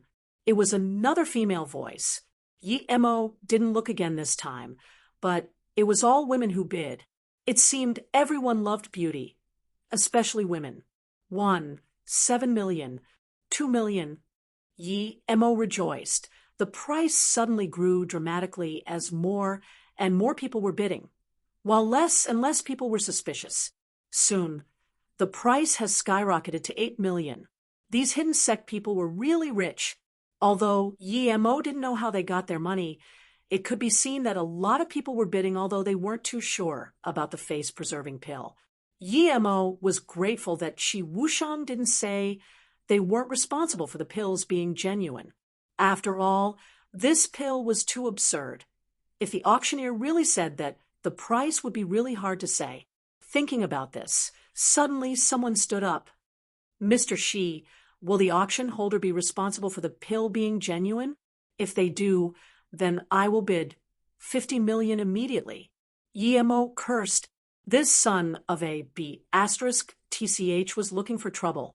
Shi Wuxian didn't say they were responsible to avoid the question, but this guy asked, making them unable to pretend they didn't know. As soon as the person asked, Shi Wuxian's face sunk as he hummed for a while before saying, "This pill is sent here by someone else, and this person will be completely responsible for the pill. If it's fake, we can hand over this person immediately. We won't be responsible for the pill being fake." Although Shi Wuxian was modest with his wording, no one bid for the pill anymore, and it stopped at 9 million. Although everyone had money, this was the first item, and no one knew if it was real. Once this was bought, it would affect the auction if one were to try it on the spot. If they tried it afterwards, who knew if the seller would run away with the money? Most importantly, no one wanted to get into conflict with the auction holder. Otherwise, they wouldn't let them in on the next auction. Yemo was annoyed. This Shi Wuxian was an idiot. He should have just said that if the buyer realized the pill was fake, then they could give immediate refund. Yemo was very annoyed, but he couldn't stand up and say that. "May I ask Qianbei Shi, if the pill I buy is fake, can I get refund?" A voice asked the words Yemo wanted to say. Yemo almost wanted to hug the person and kiss her. Shi Wuxian immediately replied, "We can refund 95%. Okay, in that case, I bid 10 million. It was a woman wearing a green skirt.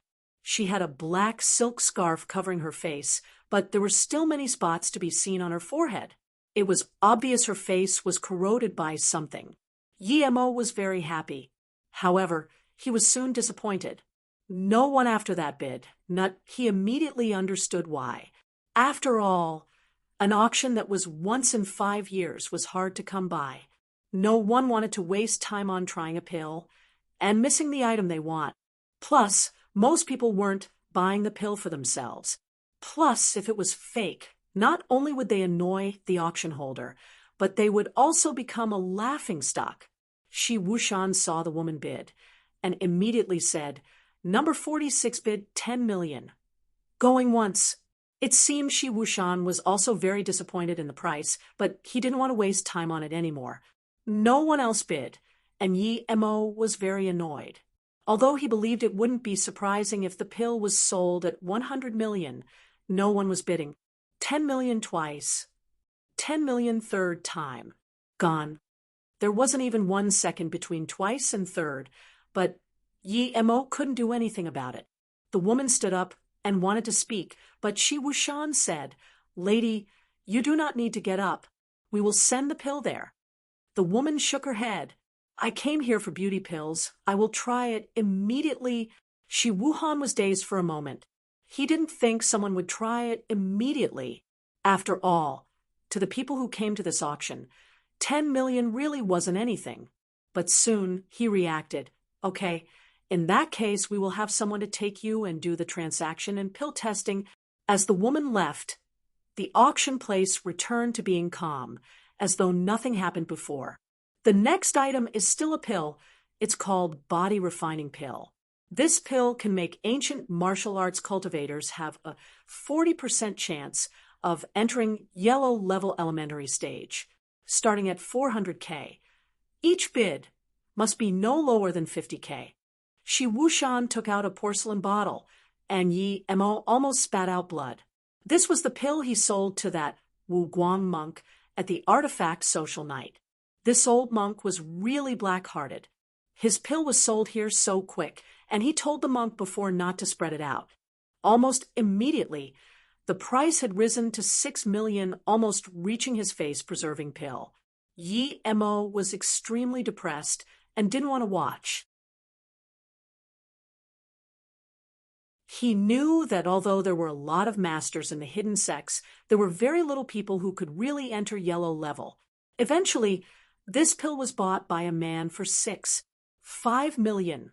Yi Mo knew that this body refining pill wasn't even worth 1/10,000th of the price of the face-preserving pill, but it was almost sold for the same.